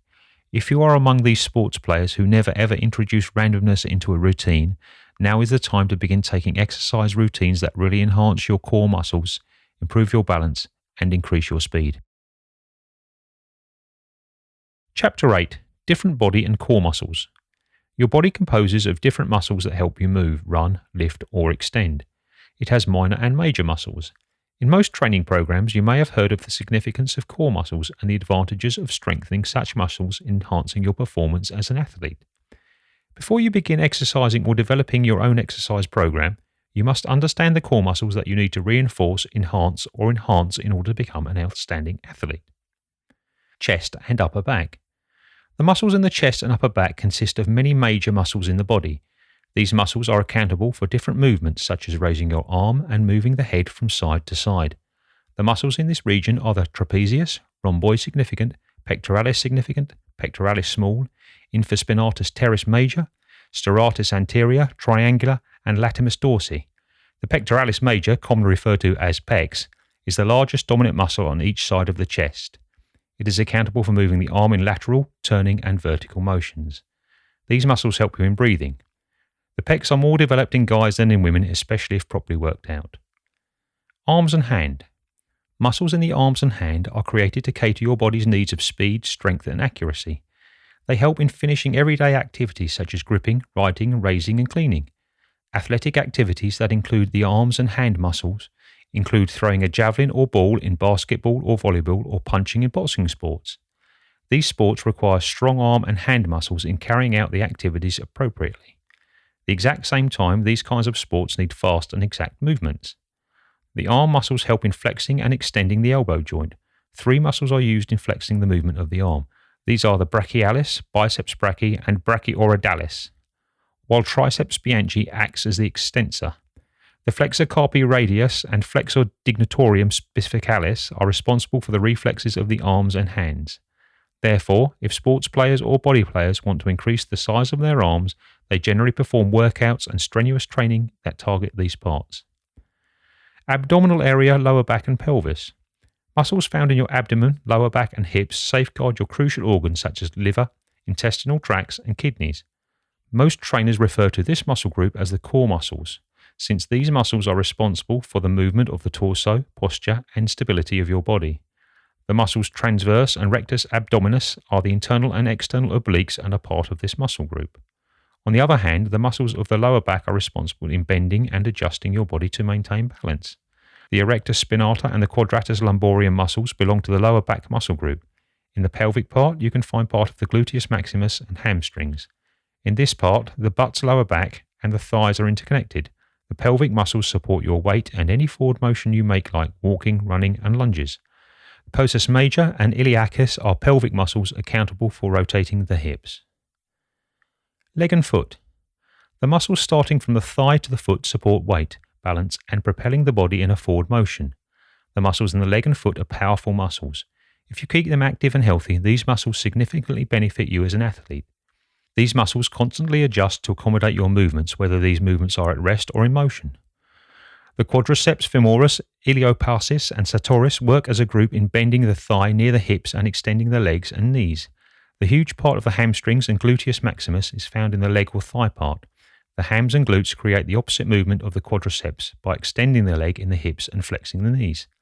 Basically, the foot and leg muscles help you in standing, walking, preserving balance, tiptoeing, and many other activities. Chapter 9. Why you should know your body muscles. Knowing the different body and core muscles gives you a better understanding of how your muscles work. With understanding, you can produce a program that addresses your weaknesses as a professional athlete. You'll discover your limitations throughout your training. Posture improvement. Comprehending your body means understanding what to do and how to do it. When properly done, core training can improve your posture as a professional athlete. Most sports players may have a good posture throughout the competition, but with their typical activities they tend to forget posture. Awareness of the different body muscles and the impact posture make you conscious if you are standing correctly or doing a workout correctly. Core stability. With core stability, you can perform complex training exercises. You can manage even the most extensive training without complaining for a muscle strain. Balance enhancement. Balance enhancement does not only refer to the balance of the body. It also means the appropriate balance of training one muscle group together with other muscle groups. Most sports players have imbalanced muscles, where one muscle group is stronger than the others, or vice versa. This imbalance in muscles make you a weaker athlete. Some days you will find you have explosive strength but do not have the agility needed to execute a game strategy. This leads to failure or worse, frustration over your own weaknesses. Though some sports require strength-only or agility-only aspects, well-balanced muscles will give you a much better advantage over your challengers. Prevention of injury. There are so many clashing theories regarding the advantages of core training and its advantages in stopping injuries. Though 3 things are clear in core training. First of all, too much training triggers injuries. Second, reduced activity of the muscles produces injuries. If you subject these muscles to an intensive gameplay after prolonged inactivity, these muscles sustain tears and strain which might result in injuries, either temporarily or completely. Last but not least, improper training of these muscles leads to injuries. Therefore, it is necessary to know the different functions of these muscles. It gives you an idea on how these muscles make. Understanding the functions of the muscles helps you decide on your limitations. You determine when is the right time to raise a really heavy bar or perform a lot of crunches. Chapter 10. Versatility Exercises. Some coaches, trainers, and athletes overlook flexibility workouts just because of its indirect role in preventing injuries and in making a professional athlete perform better. This training factor might be undervalued, but you might still benefit if you consist of some flexibility exercises in your training regime. What is versatility? In general, it means the ability of a joint and its adjacent muscles to develop movement without sustaining an injury. This movement can either be passive or active. A passive versatility movement involves no muscle to hold a stretch. For example, stretch your shoulder blades without moving them backwards or forwards. Inflexible muscles restrict your movement. You might suffer muscle stress after doing an extensive movement such as running for an hour. This might cause an injury. To check for muscle flexibility, try linking your hands through your back where one arm is above your shoulders and the other is elbow level. If you have a hard time doing it, your shoulder, arms and back muscles may not be as flexible as they should be. The benefits of flexibility exercise. Flexibility exercise activates the muscles in your body. This exercise warms up your body. You are preparing your body for a maximum performance. It also enhances the series of motion in your joints and muscles. Increased range of movement means increased versatility. Increased flexibility means reduced injuries. With dynamic versatility exercise, you increase your body awareness. Through a dynamic warm-up, you can feel which of your muscles are tight and need flexibility exercise. It also challenges your coordination and helps you recognize which abilities are necessary for better efficiency. A versatility exercise also enhances muscular power. Since you have prepared your body for a vigorous training, lifting a weight or running a mile is simpler than training with no versatility warm-up. Calories burned. The calories you burned in performing versatility workouts depends on your weight, height, and the length or just how long your stretching exercises are and how vibrant or static the stretches are. Larger people burn more calories than smaller people do since their bodies need more energy to sustain a movement. Approximately, a mild vibrant stretching can burn 140 calories for a 140-pound person. Men might even burn more calories than women do. On the other hand, exceptionally static stretches might only burn 40 calories or more, but not more than 70 or 80 calories. Different versatility exercises and stretching. Most versatility exercises include stretching. Stretching exercises have different types which you can include in your training program. Some types of stretches and versatility exercises are sport-specific, while others are for generic purposes. Exercise 1. Dynamic flexibility exercises. These workouts include an active movement of the muscles. The ideal warm-up is 5 to 10 minutes. Examples of vibrant exercises are leg swings, walking lunges, cradle hip walk, and arm swings. Examples of sport-specific vibrant stretches are standing hip swing with usage of ski poles, standing trunk rotation for hockey players, and under the fence, which is the mix of side lunges and standing. Exercise 2. Static stretches. You can perform stretches starting from your upper body to your lower body to guarantee that your muscles are heated up properly or are cooling off as necessary. The best time to perform static stretches is after your body has heated up or after an extensive exercise. Examples of fixed stretching are chest and shoulder, tricep stretch, standing quadriceps, single leg hamstring, standing calf, glute stretch, and adductor stretch. Standards to bear in mind. Stretching increases muscle versatility, though it doesn't mean that the more you extend, the better is your flexibility. Keep in mind of these standards while preparing for your vibrant warm-up and fixed stretching after an exercise. Tip 1. Perform dynamic versatility exercise before a strenuous training. Some study shows that dynamic stretching, if done right, reduces injury. Idea 2. Do fixed stretching after an intensive exercise. That way you can cool off your body before resting after the exercise or training. Idea 3. Remember that each joint has an ideal series of movement. Do not overstretch. Stay away from stretching a cold muscle. Tip 4. Perform stretching and flexibility exercise with someone or other people so they can see whether or not you are carrying out the warm-up exercise right. Chapter 11. Exercises for Strength and Power Enhancement. Coaches give their sports players strength exercises at least once a week. In truth, the majority of an athlete's training time is committed to strengthening the core muscles. Most coaches really believe that the core training greatly enhances the efficiency of an athlete in all sports. So many professionals say that a mix of power and strength in the muscles will make a better athlete. Power alone or strength alone might contribute, but a combination is an effective combination. What are strength and power? Some say strength and power mean the same, but these two physical fitness consider exercises have two different meanings. Power describes the capability of an athlete to create a force or movement with speed. It needs strength and speed to create a force. Still, strength in muscles means the force a muscle needs to move an external load. Speed isn't an important aspect. Calories burned. The calories burned during a substantial workout vary from person to person and depend on the way of training, the length of the training, and the type of muscles you use in each routine. Approximately, you can burn at least 100 to 500 calories. Essentially, the more you work out, the higher the calories are burned. Nevertheless, such is not the case all the time. Paradoxically, an aerobic exercise may burn more calories than that of an extensive core strength exercise. But it does not mean you need to adhere to aerobics, since this exercise might not deal with or help you with your goals as an athlete. The very best workouts to improve strength and power. There are so many workouts that can help you improve power and strength in your core muscles. Here are the best ones that you can use in your training. You can do it alone or with a trainer to ensure you are executing the exercises right, particularly on workouts that need lifting heavy objects. Exercise 1. Weightlifting.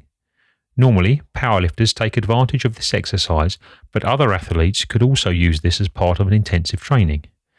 In spite of the claims that it is bad for your back, it is still one of the best strengthening exercises. For it to work, you really need to raise heavy things like barbells. Examples of weightlifting are deadlift, Romanian deadlift, row exercise, and dumbbell slopes. Deadlift includes the lifting of a barbell or any heavy thing off the floor in one fluid movement. You can execute a deadlift using diverse forms. Romanian deadlift is one variation that uses a squat form to raise the bar or bell or dumbbells. Rack pull deadlift is a variation where the barbell is slightly raised. This is good for building muscles in the upper back and traps. Sumo deadlift refers to the lifting of a heavy barbell using the sumo stance. Clean and jerk is also a weightlifting exercise. However, powerlifter athletes typically are the ones who engage in this kind of training. If you want to include it in your exercise regime, ensure that a trainer monitors you, specifically if you aren't a professional powerlifter. Dumbbell inclines, on the other hand, is a weightlifting exercise that requires you to rest while you lift up and down the dumbbells with your arms. This exercise gets rid of pressure in the back, especially if you happen to be having a hard time raising things off the floor. Proper maneuvers for deadlift. Deadlift is a pretty good core strengthening exercise, though you must properly execute it to gain the best results. Your stance must be hip width apart, exact same as squat but narrower. Your feet should be securely planted on the floor where your toes are 15-degree angle. Your arms, front view, should be vertical but partially inclined from the profile. Your lower back should be neutral, not too straight, not too curvy. Unwind your shoulders. Your grip must be apart, same as the width of your shoulders. Chest up to stay away from rounding your back. Lock your elbows before and during the pull. While lifting the bar, do not search for and do not look at your feet. Just look straight ahead. Pull slowly and do not jerk the bar off the rack or off the floor. Take a deep breath, hold it for a few seconds and exhale once you lift the bar and touch it to your shins. Begin repeating, do not bounce. While raising the bar, do not roll your shoulders or shrug them. Just relax. During lockout, do not lean back once you've lifted the bar completely. What are the muscles this exercise works? You really need 5 muscle groups to finish the weightlifting exercise. In gripping the bar, you're enhancing your arms and grips. As you raise the bar, your tricep muscles and your biceps help in keeping a position. Throughout a deadlift, your abs support your lower back. With the correct diet and continuous execution of weightlifting exercise, your abs will become prominent. Traps, brief for a trapezius muscle agreement to keep your shoulders in place. Your shoulder and chest muscles also help in executing the deadlift. They contract because of the force of the lift. The muscles in your back and legs are also agreement during the lift. The heavier the lift, the more powerful they be. Exercise 2. Squats. Crouches work the hips and hams, legs and glutes, brief for gluteus maximus. Integrated with weights, you are working your traps and arms too. Appropriately executed, you will be raising the tension off your knees. Carrying out squats has a ton of variations. You can use 1 or 2 variations and include them in your weekly regime. The regular squat involves the use of your body weight. You stand straight, legs apart, and sit until your thighs are parallel to your knees. For variation, you stand and squat, stand and leap. Another variation is the pistol squat. You lift one leg partially up and squat while one leg is still raised. Hold the position for several seconds and stand. Repeat the procedure of your desired repetitions. The other variations are using light weight to carry out a squat, either a dumbbell or a weight plate. Some of the variations like the pistol squat are also good balance exercises. Correct maneuvers of a squat. Your back must be neutral. While in the squat position, ensure your feet are firmly planted on the floor. Do not lean over or lean back. Legs should be shoulder width apart, not too narrow and not too wide. Exercise 3. Lunges. Lunges have 3 variations. These are front, backwards and side lunges. This exercise strengthens the quadriceps, hams and glutes. It tones your inner and outer thighs. Side lunges enhance balance while backward lunges boost coordination. Proper execution of lunges. Appropriately done, lunges do not put a strain on your knee joints. For forward lunges, keep your upper back straight, chin up, your shoulders relaxed and do not look down. While doing the lunges, contract your abs for better results. Step forward while decreasing your hips and bending your knees. To complete the execution, your knee should be bent at a 90-degree angle. Your lowered knee must not touch the floor. Hold it for a second or 2 and push back up. Understand keeping your weight on your heels as you return to your standing position. You can do the reverse of this action to perform a backward lunge. The side lunge is nearly the exact same as with the standard lunge, other than that one leg is bent at the side. Exercise 4. Prowler. The burglar is actually a tool that you can push and pull across the floor. You can include or eliminate weights depending upon your training objectives. It is one of the best fortifying tools just because of the restricting factor it offers. Once a prowler weight becomes too heavy for you, you won't be able to push or drag the sled over the floor. Burglar exercise is a conditioning tool. At the exact same time, it reinforces the upper and lower body parts. For some people, they use the prowler exercise to add body size. Other variations also work at the chest and traps. Standards to bear in mind. Healing is an essential in core strengthening exercise. It might take a day to a week for your muscles to recuperate, depending upon the strength of the training you made. Training a core muscle before it recovers may trigger problems and injury. If you feel aching, even after 2 days of refraining from doing extensive core training, it is best to postpone core fortifying exercise. Better to do light exercises such as versatility stretches, balance exercise and other workouts that don't straight train the core muscles you just exposed to extensive training. Drink a ton of water and post-workout drinks to help your sore muscles recover. Eat energy-boosting diet plan to quicken recovery. Rest a lot. Core strength training is not an overnight outcome. It takes several training to accomplish a stronger muscle core.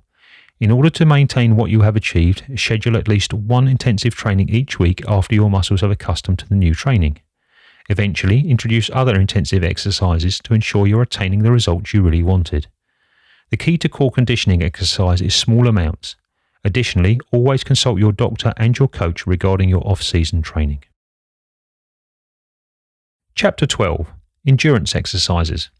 Endurance is important for a professional athlete. With endurance, you can end up a marathon or perform a lot of event without getting very tired easily in a decathlon. You can sustain your efficiency until the goal. What is endurance? Stamina is your capability to withstand physical activity for a longer period of time. It's connected with cardiovascular impact in your body, in which your heart can provide the need of the increased and extended activity. Endurance training includes recurring and continuous regimes. Classic examples of endurance training are running and aerobics workouts. You can combine it with strength training, agility, or balance training to accomplish optimum results. The advantages of doing endurance training. This type of exercise improves the cardiovascular element of your body. With endurance training, you can last longer in sport without straining your heart and body. Even if your sport doesn't involve endurance or stamina, including endurance exercise into your routine improves your athletic performance. With cardio exercise, you are improving the effectiveness and efficiency of your heart and the muscles in your body. Calories burned. Just like the strength training, endurance exercises burns 100 to 500 calories depending on the intensity of your exercise and the extensiveness of the routine that you do. The very best exercises to boost endurance. You can use all the enhancing exercises as part of your endurance training. The difference is to perform repeatings than your typical ones. Aside from the training exercises mentioned in the prior chapter, here are the best endurance workouts that enhance your cardiovascular system. Exercise 1. Running. It is one of the most basic, most used endurance workouts known on the planet. Running works the legs, glutes and hams. It also builds the quadriceps. Running may enhance your cardiovascular and breathing system, but it does not build big muscles. If you want to increase your muscles in the upper body, you need to integrate other core reinforcing workouts. Correct maneuver for running. You do not really need any equipment unless you are doing it on a treadmill. You can begin running 1 or 2 times a week for 15 to 30 minutes. When you think you are accustomed to that stage, you can gradually increase the distance and the time for running. Ensure to heat up before running. Wear the right running shoes to keep your soles free of any blisters and discomfort. To increase the difficulty of your running exercise, consist of a weights or run uphill or downhill. Exercise 2. Aerobics exercise. This exercise may not be as intense as other workouts mentioned in the other chapters, but is still a really good endurance exercise. The recurring actions and movements will certainly help you in improving your endurance and endurance. You can take part in aerobics workouts in between training when you're in healing mode after a very intense workout. Furthermore, it also adds to boosting your coordination. Exercise 3. Sit-ups. One of the traditional workouts, this endurance exercise works the lower back and abs. 60 to 100 sit-ups each day will definitely enhance endurance for an athlete. Slowly increasing the number of associates every week will help you accomplish endurance results. Other variations consist of working the sides. The limiting aspect of sit-ups is the failure to enhance other core muscles.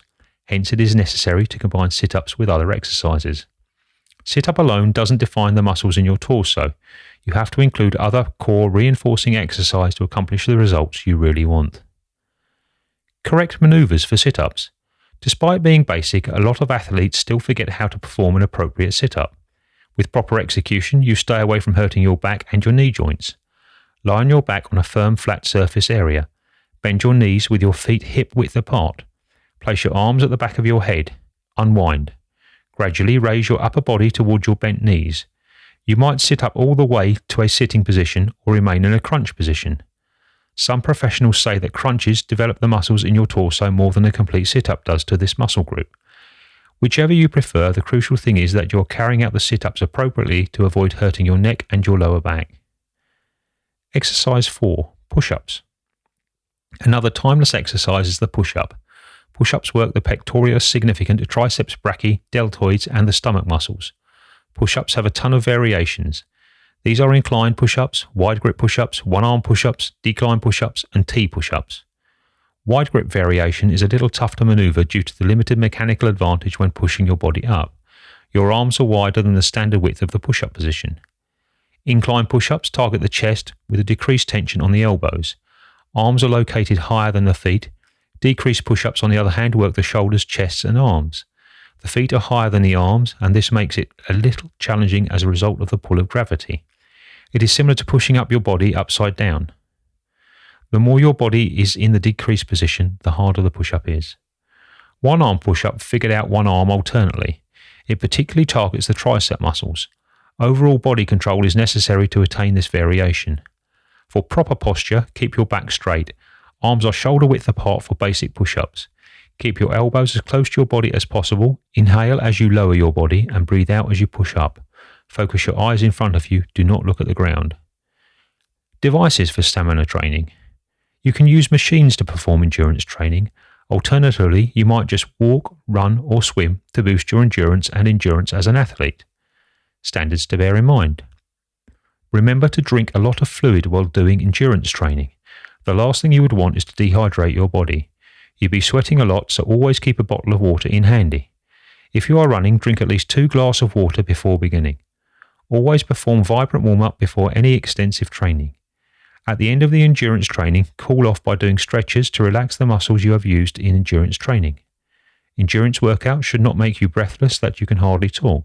They should not trigger dizziness and chest strong pain. Chapter 13. Workouts to increase agility or dexterity. A ton of sports need speed and dexterity. Examples of these sports are basketball, baseball, volleyball, hockey, and soccer. Increasing these aspects make you a much better athlete. There are ways to increase agility integrated with strength and endurance training. But, first, you need to comprehend the meaning of agility and what other aspects that you would really need to achieve a great training for agility. What is agility? Agility is your ability to start, stop, and change direction in as quick as you can manage in an efficient and effective way. Other aspects to consider for increasing dexterity are balance, strength, speed, and coordination. Balance is your capacity to keep body stability while moving or resting. Strength is the ability of your body muscles to stand up to resistance, such as gravity, muscle contraction, flexion, or extension. Coordination is controlling the body language in collaboration with your senses. Speed is your capability to move your body in cooperation with what your senses and mind dictate. The advantages of agility exercise. Agility exercise enhances your overall efficiency as a professional athlete and your movements in relation to your everyday activities. It improves coordination and balance. It enhances your quick thinking and precision. With consistent training, you are improving your body's responses to your mind. Agility exercises decreases healing time. More regularly, it includes high-intensity movements. With the bursts of movements, sometimes you end up with aching muscles. Having said that, as you continue to perform agility workouts, your recovery time decreases. With more powerful muscles and increased coordination, you decrease your risk of injuries in the long run. When your speed increases and your coordination abilities enhance, you attain lead to minimal time. For instance, you can catch a ball and throw it to somebody in your group in a flash. Calories burned. Based on a body weight of 150 pounds, dexterity workouts can burn around 1,000 or more calories in an hour. Due to the combined strength intensity and speed, dexterity exercises burn more calories than pure strength exercise. Workouts for increasing agility and speed. Sports players who need agility and speed will take advantage of these exercises. Sports that need agility workouts consist of basketball, hockey, gymnasts, and other that require unexpected changes in direction. The exercises pointed out in this chapter only consist of horizontal and lateral training workouts. Exercise 1. Lateral plyometric jumps. As a professional athlete, you really need to develop dexterity, power, and stability in lateral motion. This exercise helps you move from a horizontal movement as a beginning point and move laterally while you leap over a barrier. Obstacle jumpers can benefit from this kind of exercise. The best time to perform lateral plyometric jumps is when you have achieved a strong coordination skill by doing agility drills and dot drills. The reason for doing so will considerably reduce the risk of injuries. With your hips, legs, and foot accustomed to agility drills, doing plyometric jumps is easier than doing it first before any other dexterity exercises. Appropriate method. Perform the exercise after an intensive warm-up, perhaps at the end of your training program for the day. Stay away from tough surface areas. Doing lateral plyometric dives supply better results if you do it in a soft airplane like grassy area, sandy beach, or in a gym. Land your jump with a squat so that your legs and thighs can absorb whatever shock your dive creates. Differ your landing. You can either land on one foot first or rebound in 2 feet in the next dive. First, perform small dives. Slowly increase the height and range of your jump. After each dive, rest for 30 seconds to a minute. Do a little set of jumps and then increase the number of your dives each week. Exercise 2. Ladder agility drills. Ladder dexterity drills use a ladder where you jump in and out of or walk and run while changing directions. You can combine ladder agility drills with lateral dives to produce a more complicated agility exercise. Your objective is to increase coordination skills and speed of changing directions. As an athlete, you really need to think quickly while executing a killer move that eventually gives your group the edge of winning the game. Appropriate maneuvers. Before starting with a ladder dexterity drill, plan the patterns you will be doing. For a much better training technique, ask somebody, your coach, or your co-athlete in the group to scream out the pattern for you. You may even integrate endurance and strength workouts with ladder dexterity drills by performing push-ups on ladder spaces.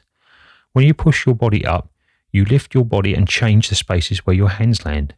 Aside from a ladder, you can use tires or cones or any challenges that are available. Exercise 3. Dot drills. Dot drill is a workout where you move from one dot to another using a dot drill mat and a particular pattern. The dot drill mat may include as few as 5 dots to as many as 10 dots. This exercise improves foot speed and coordination while remembering the pattern. Proper manoeuvres for dot drills. The best place to do a dot drill is in a fitness centre. However, if you plan to do it in an outside area, make certain the area is flat. You can either make your own dot drill mat or purchase it online. You might follow a pattern or produce your own. For a more challenging drill, blindfold your eyes so you will not be lured to look down to the dots. While doing this, ask someone to monitor your drill and see in case you happen to be landing on the right dots. Additionally, ask another sports player for a little competition to see who completes first. Standards to remember. Whenever you feel exhausted or your movements have slowed, it is time to stop the agility training. Just remember, you are training for speed, which means you have to train smart, not hard. It is recommended to rest for 2 days in between intensive agility training. This is to give time to your reflex muscles and central nerve system to handle the laborious activity. Always consult your doctor before integrating any extensive exercise routine to ensure that you don't injure yourself during the process. Ask your coach to evaluate if you have made enhancements in your dexterity and speed. If there's one person who will recognise the change in your efficiency, it would be your coach. Whether your coach has seen your training session or not, let your coach assess your progress. If your coach's assessments are not very good, don't be discouraged. Keep doing what you're doing. Even better, ask your coach or any recommendation or improving strategies to help you with your training session. Chapter 14. Exercises for balance development. Balance has 2 types, static and dynamic. Static balance is your ability to maintain stability while at rest, while a dynamic balance is your ability to maintain stability while moving. With proper training, you can improve your balance and ultimately improve your coordination. Your body has a natural sway because of the consistent adaptation of your different senses to internal and external triggers. This natural sway keeps you steady and helps you maintain posture as you sit or stand. Some people might have more obvious sway than others. Having said that, this does not mean they have a dysfunctional balance. This natural sway describes the proprioceptive sense that everybody experiences. It is just one of your senses. It describes the ability to sense movement and body position. The other senses that make up the proprioceptive senses are ears, eyes, and the nerve system. With these senses, they form the balance of your body and help you to move in a collaborative style with your limbs. The benefits of doing balance exercise. It is just one of the necessary physical fitness elements that athletes should develop. With a well-balanced body, you significantly improve your performance as an athlete. Aside from increased coordination, balance training helps you stop injuries by increasing consciousness of the senses and the muscles that affect balance. With balance tests, you learn your weak points and know how to address them appropriately. Balance training helps you prepare for that fast lunge. It also helps increase agility. With a more well-balanced movement, you can perform a motion smoothly and properly. Calories burned. Depending on the strength of the exercise and your body weight, you can burn a minimum of 200 calories. Workouts that enhance balance. There are 2 types of balance training, fixed balance training and vibrant balance training. Static balance training may involve standing on one leg, blindfolding your eyes to feel the sway in your body. Exercise 1. One-legged and two-legged balance. It is as easy as standing on one leg or blindfolding your eyes to complex as performing dot drills using 1 foot at a time. This exercise may include fixed or vibrant training. To make this drill fascinating, jump in 2 foot and land on 1 foot or vice versa. You might even include obstacles. Additionally, use a jump rope to evaluate your balance when getting on 1 foot. Exercise 2. Stability ball and sit-ups. Instead of lying on the ground, you use a stability ball to do the sit-ups. Controlling the ball and performing the sit-ups at the same time make this exercise a lot more challenging than the regular sit-up. Exercise 3. Pilates exercise. It is based on the concept of fixing a posture and healing injuries for senior people. Nonetheless, with tailored programs, you can really enhance your posture and balance. This exercise may really need the help of an expert if you want to resolve specific issues with your balance. Alternately, you can use Pilates tutorial video to perform some of the basic workouts. Devices for balance training. Balance exercise might be performed with other tools to make it more fun. Balance board or balance cushion are examples of tools that can use to enhance your balance, aside from just using your feet or closing your eyes. Guidelines to keep in mind. When doing balance exercise, remove objects that may hurt you when you lose your balance. Never perform death-defying exercise just to prove to yourself or to others that you have exceptional balance abilities. Stay away from training with rigid shoes. Use shoes that boost the shape of your feet so that you can feel how your feet respond with your training. Balance training is a complementary exercise on top of the other exercise you do in a week. Do not just focus your time on developing balance. Perform this exercise in between extensive strength and endurance exercise. To monitor your progress, find a training friend who is truthful and as devoted as you are. Chapter 15. Training Practices for a Professional Athlete. One of the concerns of a professional athlete normally is how typically the training should be. As an athlete, discipline is a crucial aspect of training. If you are a serious one and want to improve your efficiency, building the routine of training yourself, even off-season, should be one of your top priorities. As an athlete, you want to keep you fit, agile, strong, and effective. Here are the winning practices that you should maintain, whether you are a young or veteran athlete. Eat right. Many sports players are guilty of poor eating routines. It is all right to indulge yourself eating burgers and fries after a game. However, do not make it a routine. To get maximum results, eat healthy and right. Never skip breakfast or any meals of the day. Your body needs more energy to burn. Eat 3 healthy meals each day and a little meals in between to keep up with the exercise of your body. You should eat food that slowly releases energy into your muscles. Avoid eating too much cholesterol. If you are putting on lean muscles, eat foods that are high in protein, limit carbohydrates and decrease fatty foods. Do not make any excuses. If you are among the athletes who find alibis to delay training, stop it right now. Excuses do not make you a winner. They would lead you to nowhere at all. If you actually want to be successful, make a habit of finding a way to train instead of the other way round. Ultimately, you'll see the results of your determination. Do not mind other people raising their eyebrows since you are training off-season. Instead, commit yourself to a constant training and in finding ways to enhance your present performance. Moreover, be willing to accept any suggestions from your coach or co-teammates. If you think you're doing it right, try doing one of the recommendations to see if anything changes. Keep training. Injuries are one of the high number of alibis that sports players turn to when they don't want to train. Perhaps an injury is a valid reason, but not enough to keep delaying your training. There are other ways to train. If your feet sustain injuries, then exercise your arms and upper body. The key here is to maintain an exercise, albeit being light. Besides, keeping other parts of your body active regardless of your injury might even quicken your recovery. Exercise releases chain reactions in your body that heal split muscles or fix damaged bones. Failure makes you more powerful. Some athletes stop training since they fail for the first time. Whenever you feel frustrated as you are too sluggish, keep training. Use your failures to find ways in circumventing your weak points. Each exercise you do should push you to the limit. If you did not attain the results you really want, try again until you have success. Focus on the result instead of wallowing and grieving in your failures. Be positive too. Competing in a sport is extremely demanding and at times you experience losses. With optimism, you can carry on quickly and will try to look for ways to overcome the particular element that has made you fail in the competition. Remember, it truly pays to be a winner, not just once but all the time.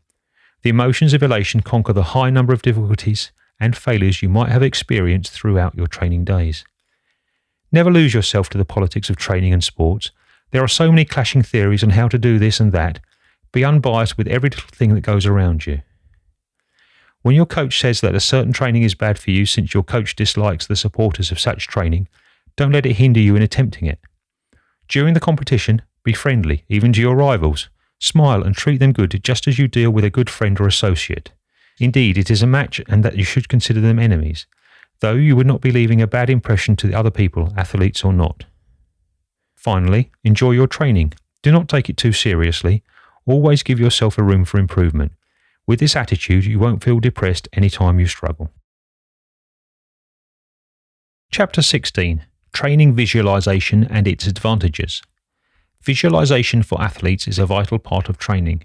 It might not directly impact on the physical aspect of training, but visualization or meditation training at least once a week helps keep the mind alert. It also offers an insight into how your body works and recovers after a training session or an injury. If you are thinking that you can lift a bar with a minimum effort, you are using visualization. Whether you confess or not, you have used imagination or images to help you finish a training session or to spur you to the goal. Advantages and drawbacks of visualization. Physically, visualization does not do anything. What it does is build your self-confidence and experience. It makes your mind peaceful. Visualization conditions your mind what to expect from the real thing. What the mind says that you are very capable of doing, your body follows. Still, if you commit away too much time picturing with no real practice, you are surrendering the purpose of the imagery. You might even damage your body by exposing to activities that you can't do. To stay away from this, guarantee that you are doing the visualization right. Correct techniques for visualization. For a first-timer, perform visualization with a professional or experienced specialist. It will help you establish the difference between a creativity and a creative visualization. Though these two are carefully associated, there's a minor distinction when you know what you are doing. Sit in a comfy place but not your bedroom. Let your body relax but still knowledgeable about your surroundings. Your objective is to visualize, not sleep during the procedure. Never envisage on an empty or full stomach. A growling stomach may disrupt your concentration. Meanwhile, a full stomach unwinds your body and may make you drowsy. Perform visualization exercise at least 2 times a week for 5 to 15 minutes to condition your mind and body. After visualization, always do what you have pictured in reality. You would know what to expect and identify how different it is when you do something in truth. Always end your visualization with a positive image. Your objective is to feel good of a training session before it starts. Be sincere and useful as well. Picturing you can do it, whatever the scenarios, will give you more damage than advantage. For a circumstances, you have a slight injury and you visualizes that your injury will be gone after a week. Common sense dictates that it won't be like that. For a serious injury, you would need at least a month to recuperate. Visualization helps your mind to think that you will heal and not to heal quicker. It eliminates any negative feelings. Always focus on your breathing each time you lose the image you are visualizing. If the imagery isn't going as you want it to be, just open your eyes and take a deep breath. Start all over again. Finally, visualization isn't a substitute. Do not use it as an excuse to stop your training. Keep in mind, excuses don't make you a winner. Chapter 17, Made to Move. In spite of the development of technology and the shift towards day jobs that require little physical effort on our part, desk jobs, office work, and an emphasis on knowledge, our bodies aren't made to sit still. All of us have significant potential to show what we've got in an athletic way. I speak from experience.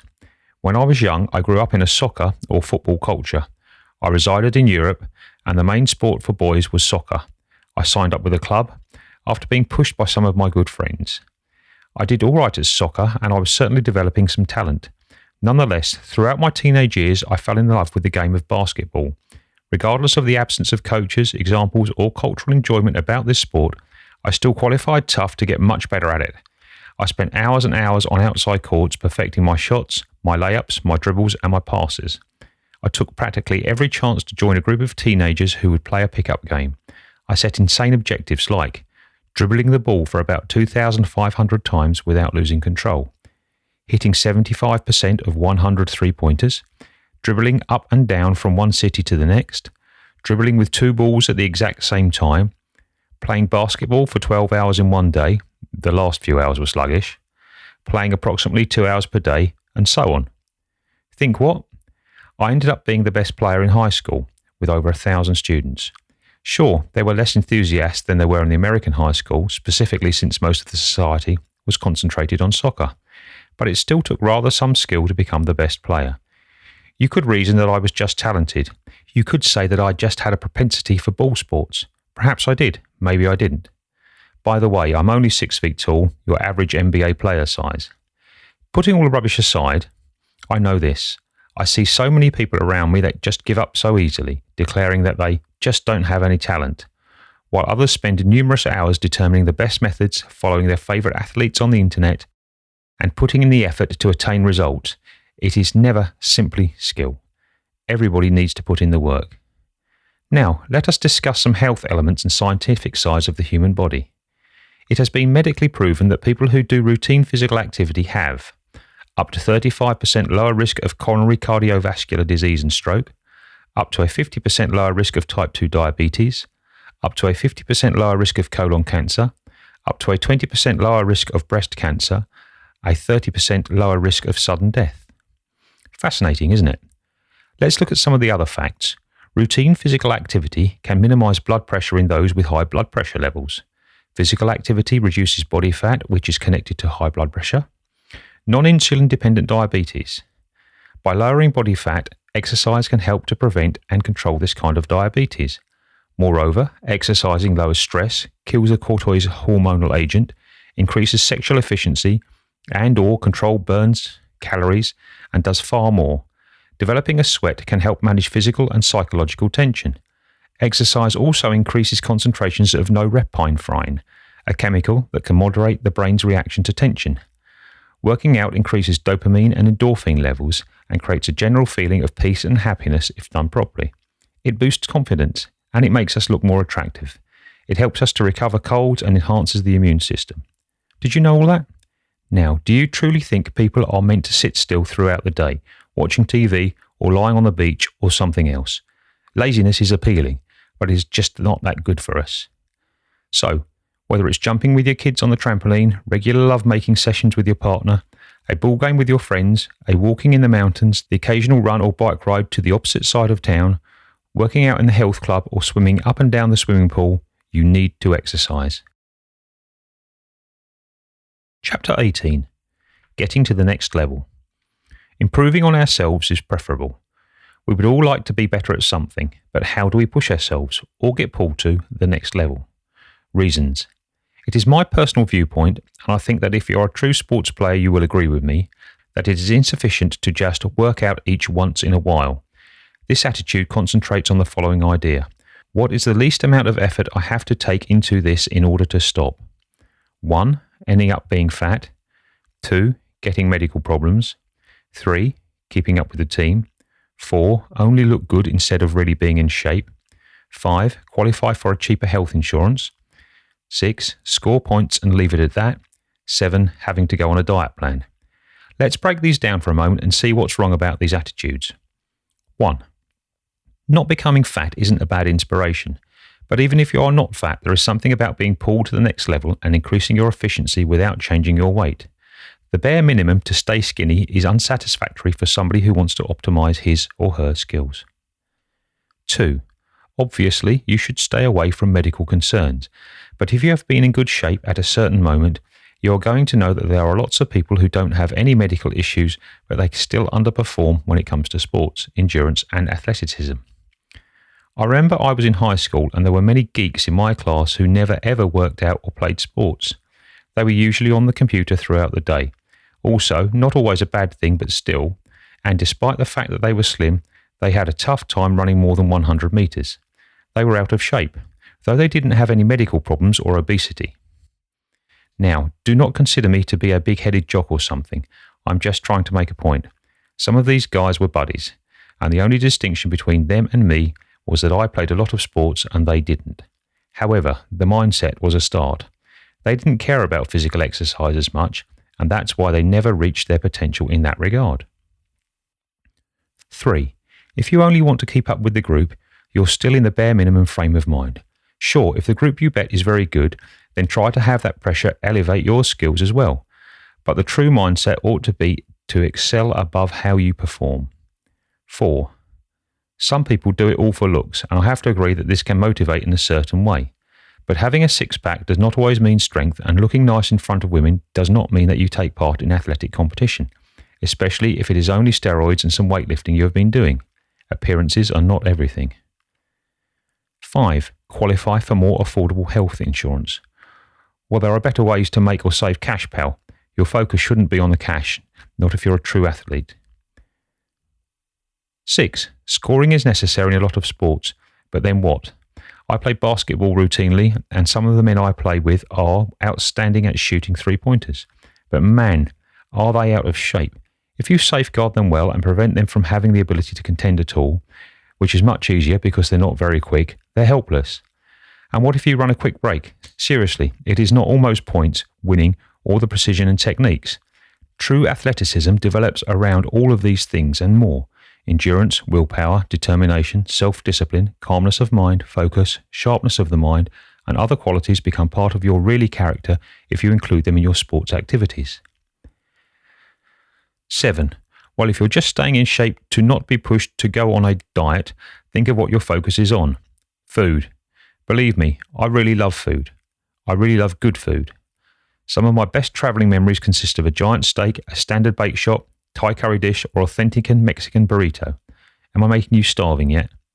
But as I became pickier about dishes, more financially completely free with cash, and more knowledgeable about my nutrition, I also realised that there's more to life than food. There are so many people who live for food.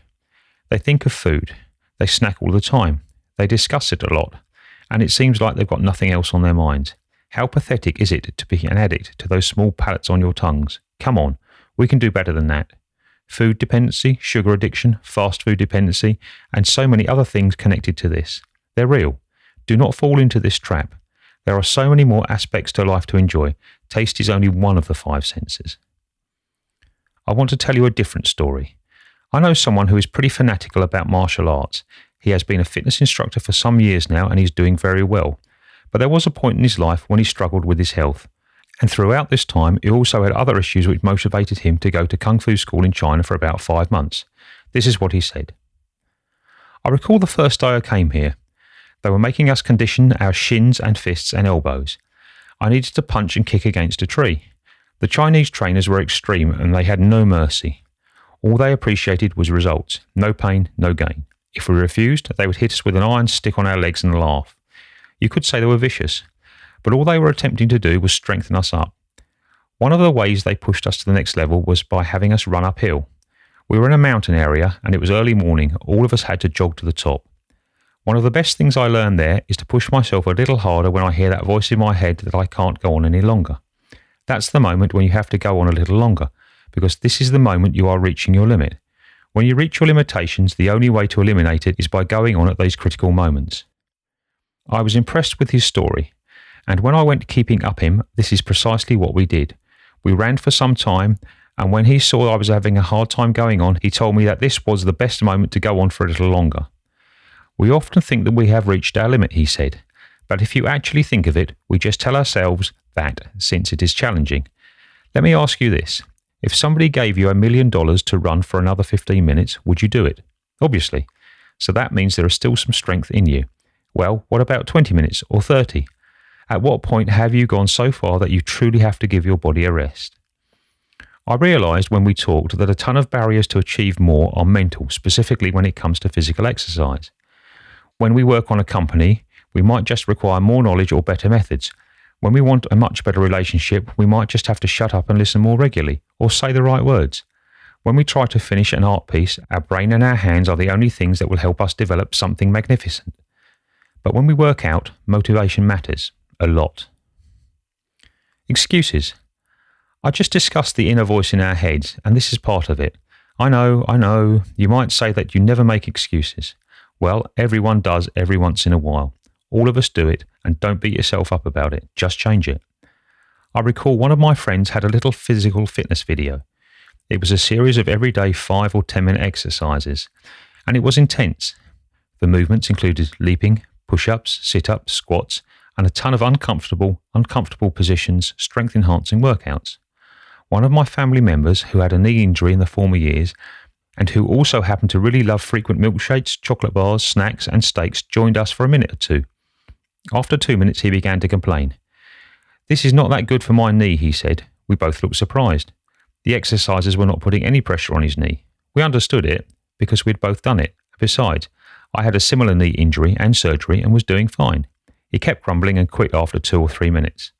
I recall feeling the pity I felt for this guy and the disgust for his weakness. He just comprised a reason because these extreme workouts were too tough for him and he did not feel like getting very tired. It was sad. There are so many excuses that we either tell ourselves, the voices in our heads, or that we hear others say. Do some of these sound familiar? I am already old. My metabolic process has slowed down. Everyone is eating this. It can't be bad for me. I can't anymore. I just can't. This is too hard. I do not have to be a pro. I just want to have fun. I'm not gifted in any way. It's been too long. I have other top priorities now.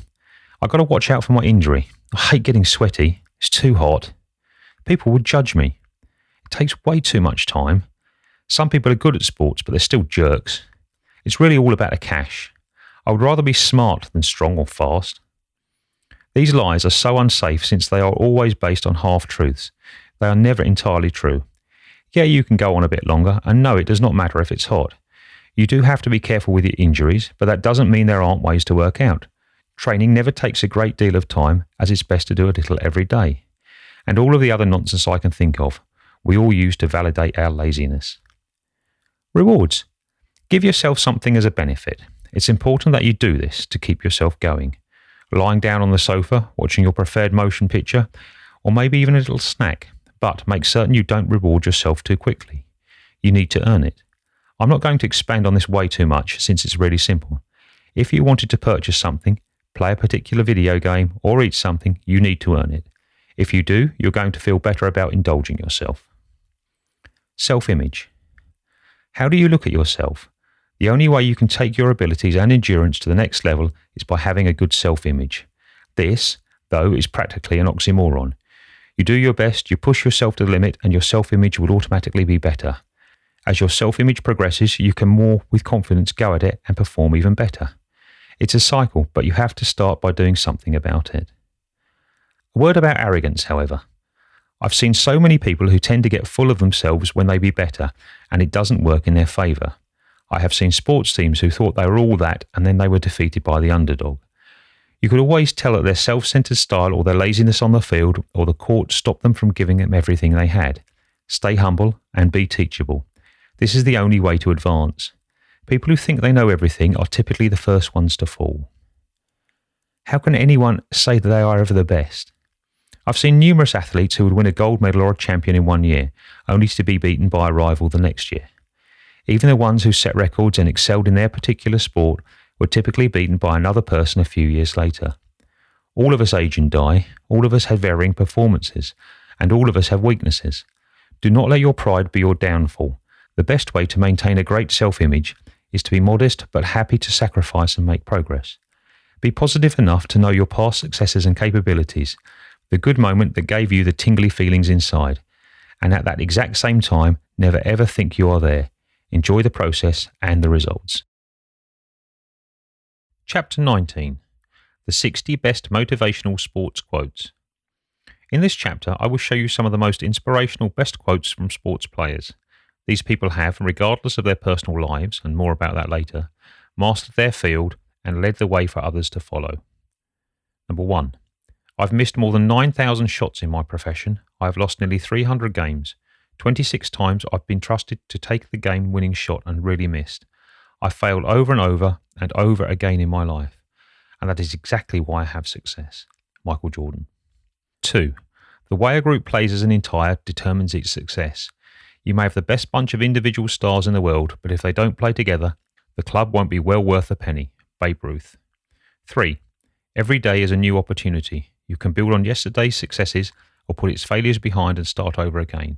That's the way life is, with a new game every day, and that's the way baseball is. Bob Feller. 4. Sports are such a great teacher. I think of everything they've taught me, friendship, humbleness, and how to resolve differences. Kobe Bryant. 5. Winners never ever quit, and quitters never ever win. Vince Lombardi. 6. Gold medals aren't actually made from gold. They're made of sweat, determination, and hard-to-find alloy called guts. Dan Gable. 7. Sports do not build character, they expose it. Hayward Broun. 8. You cannot put a limit on anything. The more you dream, the further you get. Michael Phelps. 9. That's the one thing you learn in sports. You do not forfeit, you fight to the finish. Louis Samperini. 10. It's just a job. Grass grows, birds fly, waves pound the sand. I beat people up. Muhammad Ali. 11. Champions keep playing till they get it right. Billie Jean King. 12. A very good hockey player plays where the puck is. A great hockey player plays where the puck is going to be. Wayne Gretzky. 13. Just be patient. Let the game concern you. Do not hurry. Be quick, but don't hurry. Earl Monroe. 14. To me, it doesn't matter how good you are. Sport is really all about playing and competing. Whatever you do in cricket and in sport, enjoy it. Be positive and try to win. Ian Botham. Apart from education, you need health. And for that, you need to play sports. Kapil Dev. 16. If you do not play against opponents, you play against the game of basketball. Bobby Knight. 17. The great thing coming from sports is that you comprehend the principle of a team. It leaves no room for being selfish, and that's something I picked up from home. 18. Adversity causes some guys to break, others to exceed. William Arthur Ward.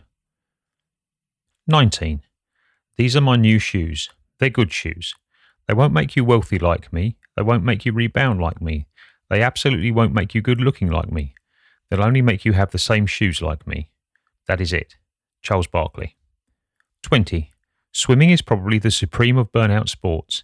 It's ironic since millions of people who swim as their regular exercise love the meditation aspect of it. You don't end up with any orthopedic injuries. But when you swim at world-class level for hours and hours, the loneliness of the long-distance runner. Diana Nyad. 21. Serious sport has absolutely nothing to do with fair play. It is bound up with hatred, jealousy, boastfulness, disregard of all rules and sadistic satisfaction in seeing violence. Simply put, it is war minus the shooting. George Orwell. 22. I are among these people that likes adrenaline and new things like severe sports. It makes me feel alive. Giselle Bundchen. 23. I was really fortunate to play sports. All the anger in me went out. I had to do what I had to do. If you stay upset all the time, then you actually don't have a good life. Willie Mays. 24. Fumbling is ballet with violence. Jesse Ventura. 25. I think sports produces good drama since it has all the same components as anything worth reading or listening to or watching. Dispute, desire, heartbreak, it is all there. Jay Baruchel. 26. You always get a special kick on opening day, no matter how many you go through. You anticipate it like a birthday party when you were a kid. You think something fantastic is going to happen. Joe DiMaggio. 27. If a tie is a lot like kissing your sister, losing is like kissing your grandma with the teeth out. George Brett. 28. Life is not easy maturing, it is frustrating. If I had been a much better reader, then that would have come easily. Sports would have come quickly, everything would have come quickly, and I never ever would have realised the way that you can get ahead in life is consistent effort. Caitlyn Jenner. 29. I think that in any group activity, whether it be business, sports or family, there needs to be leadership or it will not succeed. John Wooden. 30. One of the most basic considered sports is that winning ends up being a practice and losing is the same way. When failure begins to feel typical in your life or your work or perhaps your darkest vices, and you won't have anything to try and find trouble as trouble will find you, count on it. Hunter S. Thompson. 31. I'm building a fire and every day I train. I add more fuel. At just the right moment, I light the match. Mia Hamm. 32. Group sports are really crucial for shaping personalities. It is very important that children comprehend the mentality behind playing team sports and playing for one another and playing with friends. Brian O'Driscoll. 33. Play is the only way the highest intelligence of mankind can unfold. Joseph Chilton Pearce. 34. I'm a golf player. And what are the two sports you can do till you drop? Golf and surfing. They're great for you limber-wise, they're great for you health-wise, and they put you in sweet places. Matthew McConaughey. 35.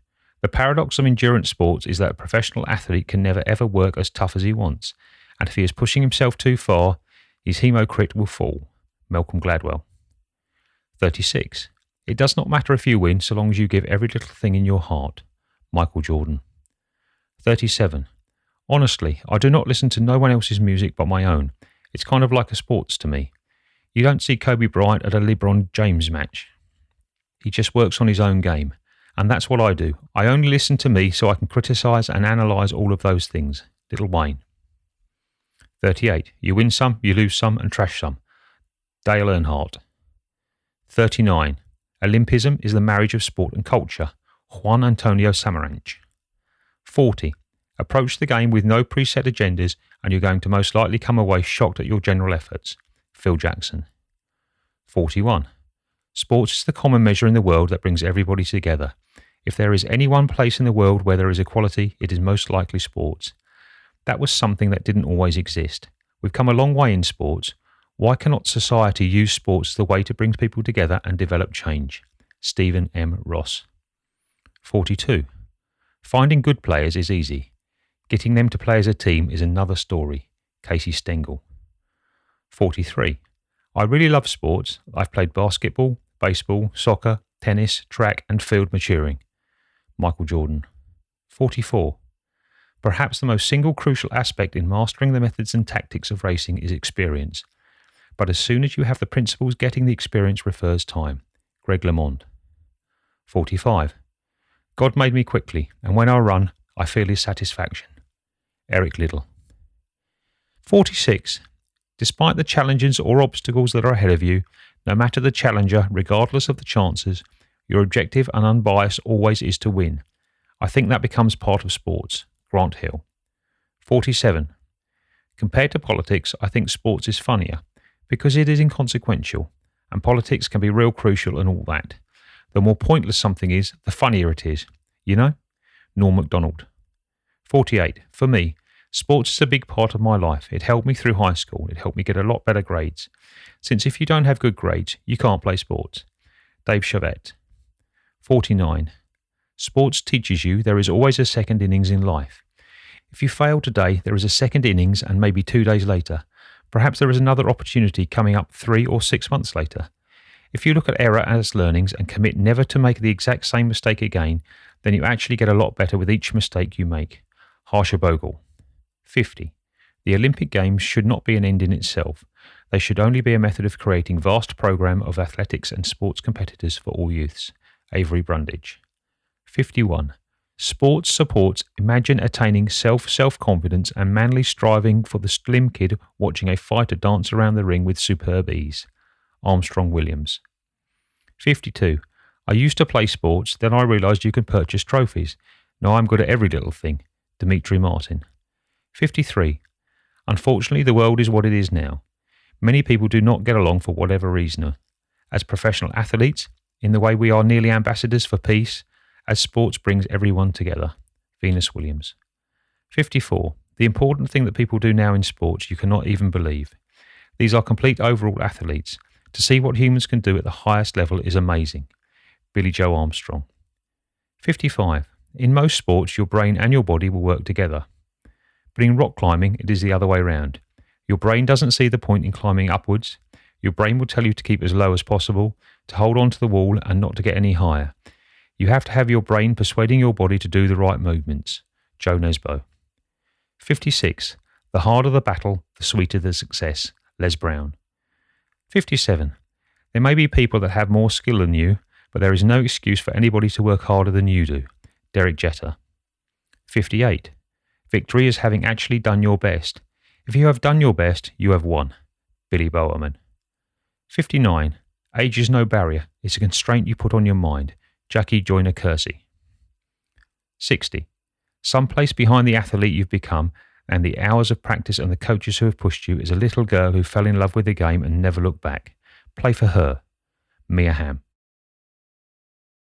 Chapter 20. Separating personal lives from sports performance.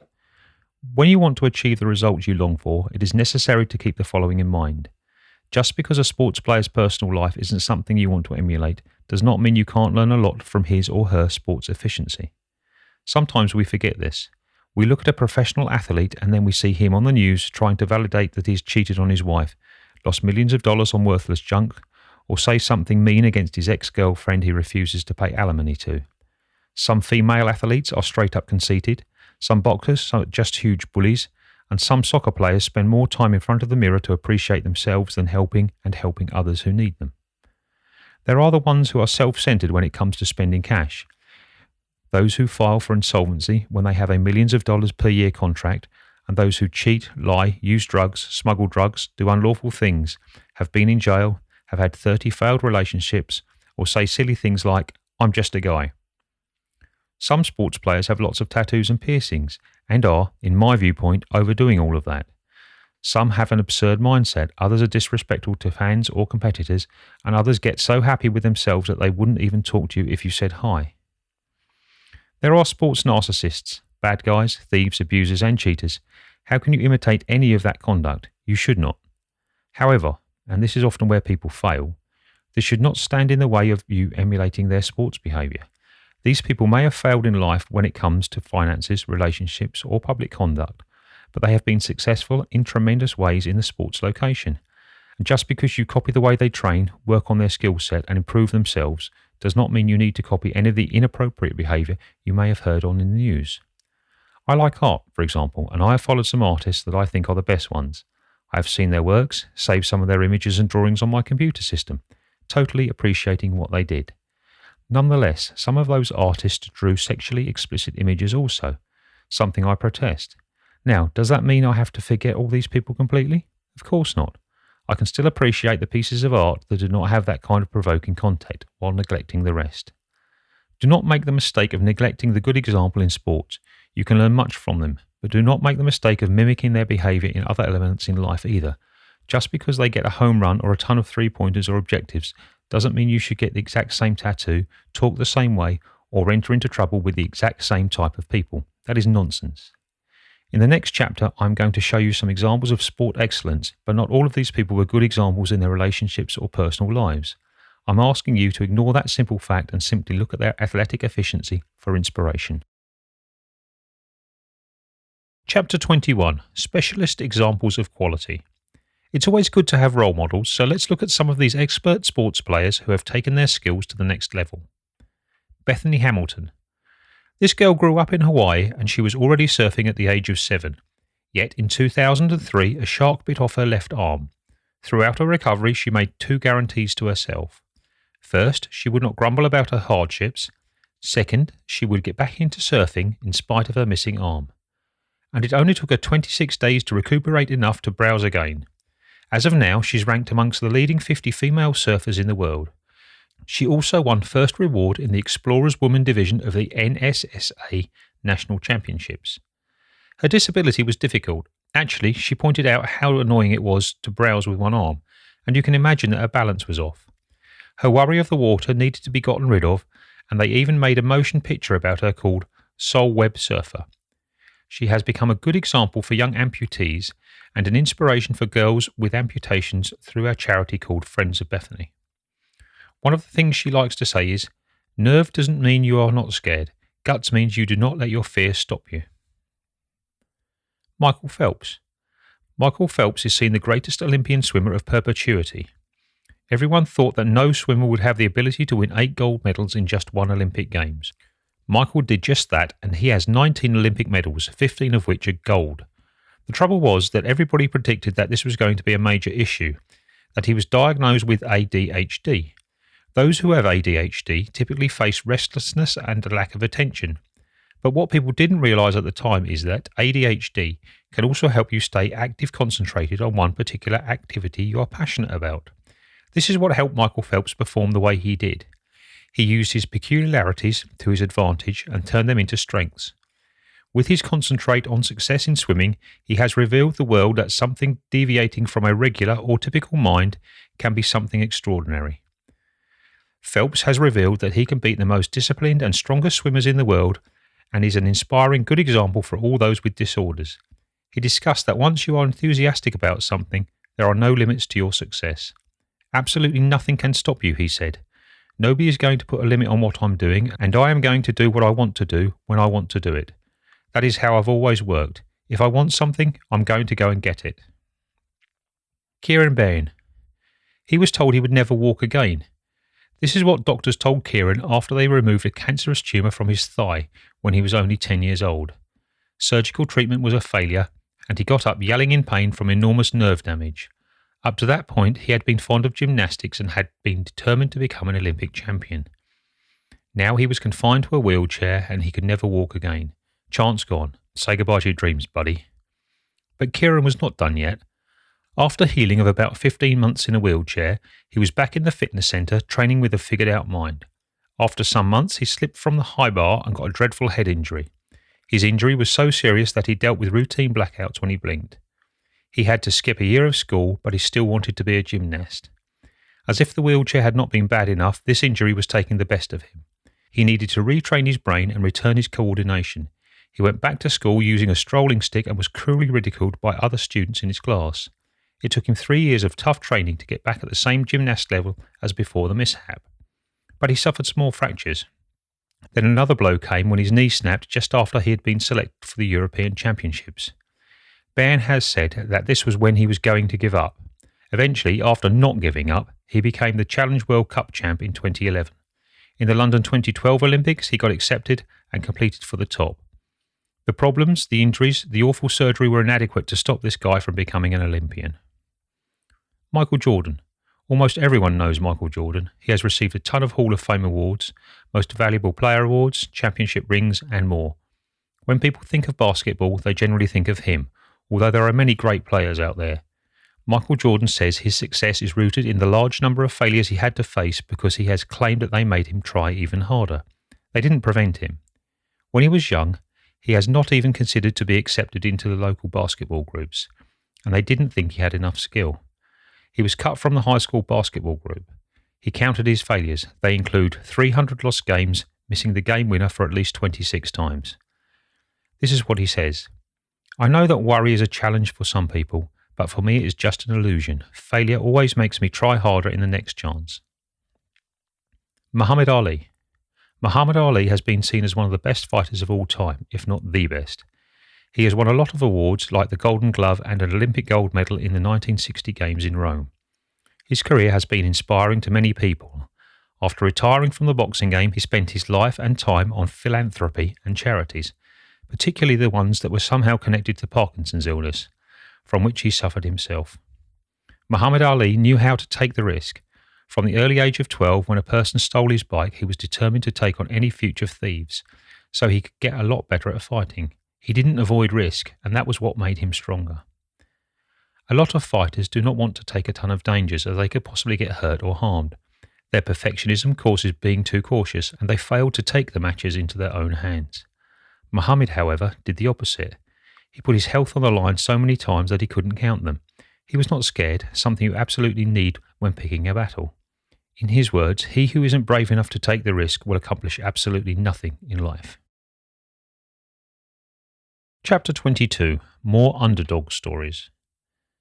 If you do not think these were enough, then here are some more stories of athletes who needed to go back to square one, who turned their failures into successes and beat the difficult times in life to make something happen. Diego Maradona. This Argentinian soccer football player accomplished achievement in his career and will still be remembered forever and ever. Some fans regard him as the best player of all times. He played in Barcelona and Napoli, among others, two major European groups. Maradona's vision, passing, ball control, dribbling abilities, speed, reflexes, and reaction time was combined with his small size, 1.65 metres or 5'5" in tall, giving him a low centre of mass which permitted him to be more manoeuvrable than most other football players. He would usually dribble past multiple opposing players on a run. He had a lot of talent, and he was at times given the label El Pibe de Oro, the Golden Boy. Maradona played in 4 FIFA World Cups, including staying in the field for 16 years and winning the Golden Ball as the tournament's best player.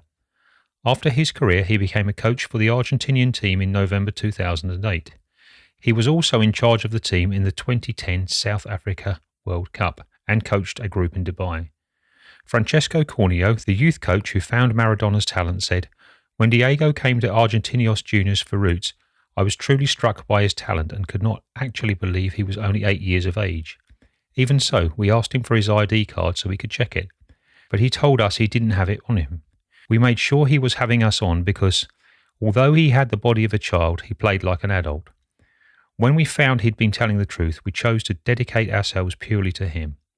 Diego Armando Maradona was raised in Giant House Fiorito, a shanty town in the southern suburbs of Buenos Aires. His family was poor, and he needed to work in a factory as a kid.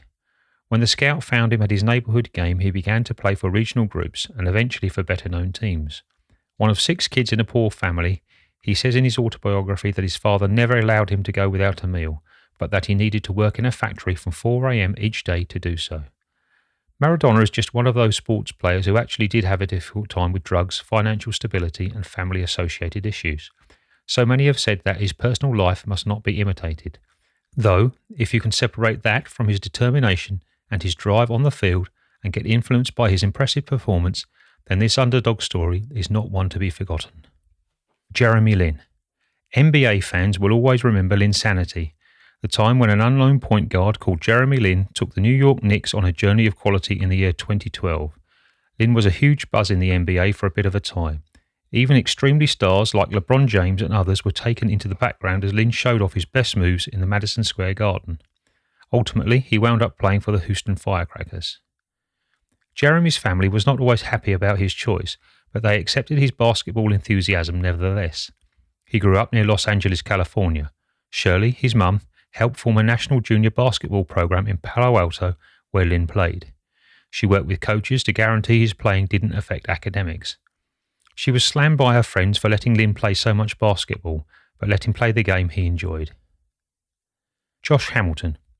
Los Angeles outfielder Josh Hamilton has one of the most remarkable backgrounds in all of sports. This basketball player knew no worry. His persistence is an example for all of us.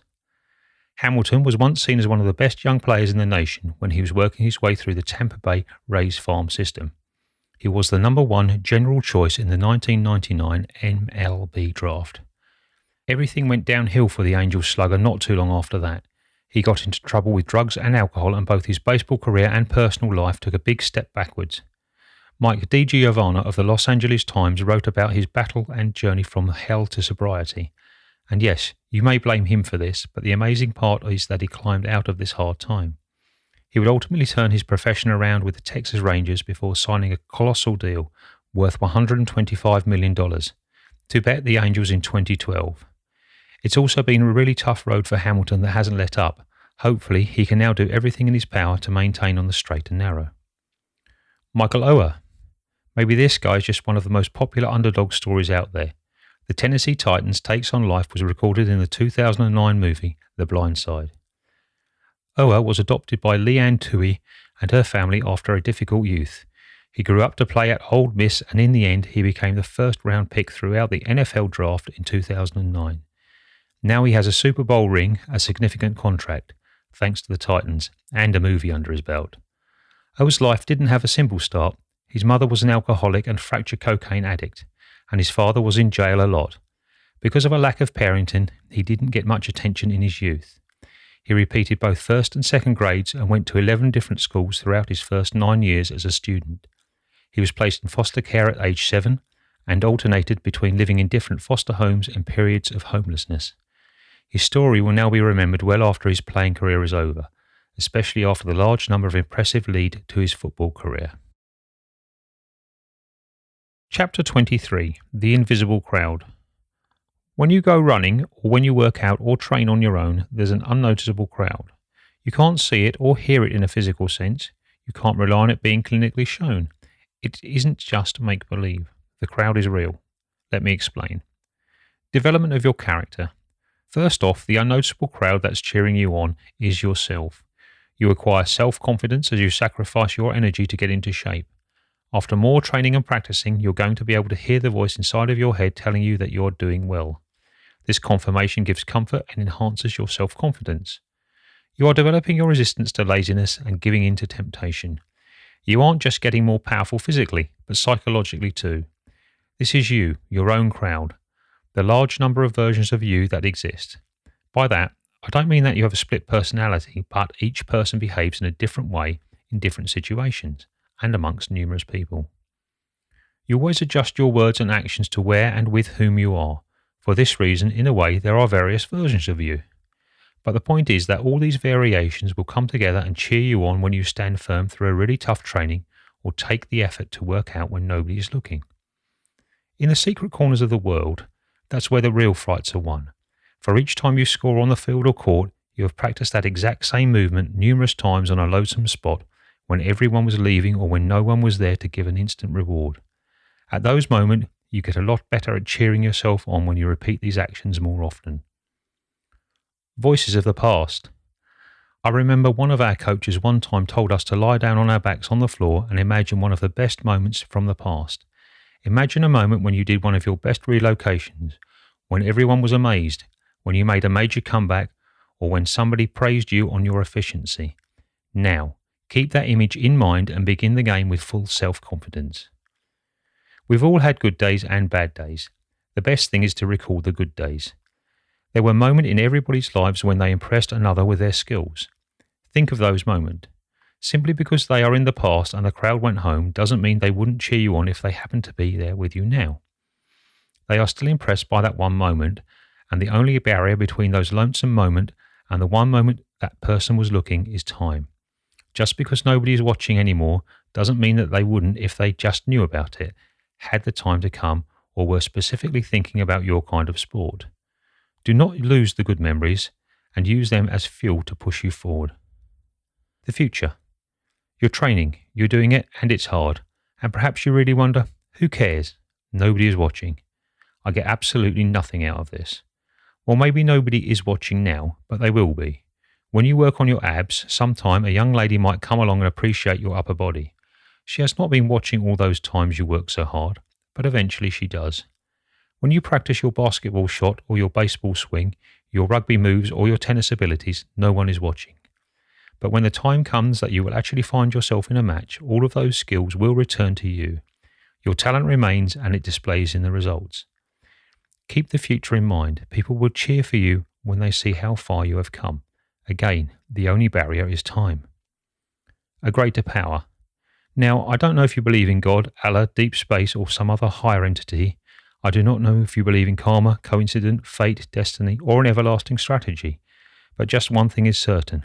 There are effects to everything. The world is just that way. If you train, you become better. It's easy. If you give, you typically feel happier and/or get back. The infinite laws cannot be broken. Use this to help you progress. Believe in something or a person who looks down on you with an authorizing wink and a thumbs up when you do something tough to acquire something better in the long run. If you do this, you are going to have more success and feel that God, Allah, the universe, or something or someone else is on your side. And that removes loneliness and purposefulness. Two things we as humans so typically erroneously feel and trouble ourselves without thinking about the big picture. Ideally, these thoughts, quotes, and examples have encouraged you to make the most out of your life and your sports skills, even if you won't earn money with them or be popular with them. Becoming a real sports player who is in good shape is a matter of honour and self-respect. You don't really need people, television screens, or finances to confirm that you have done really well. You'll know it in your heart, and it is something to hang on to for the rest of your life. This has been Sports Motivation. Train like a machine, perform like a pro. Written by Peter Griffin, narrated by Adam Hobden. Copyright 2020 by Peter Griffin. Production copyright by Peter Griffin.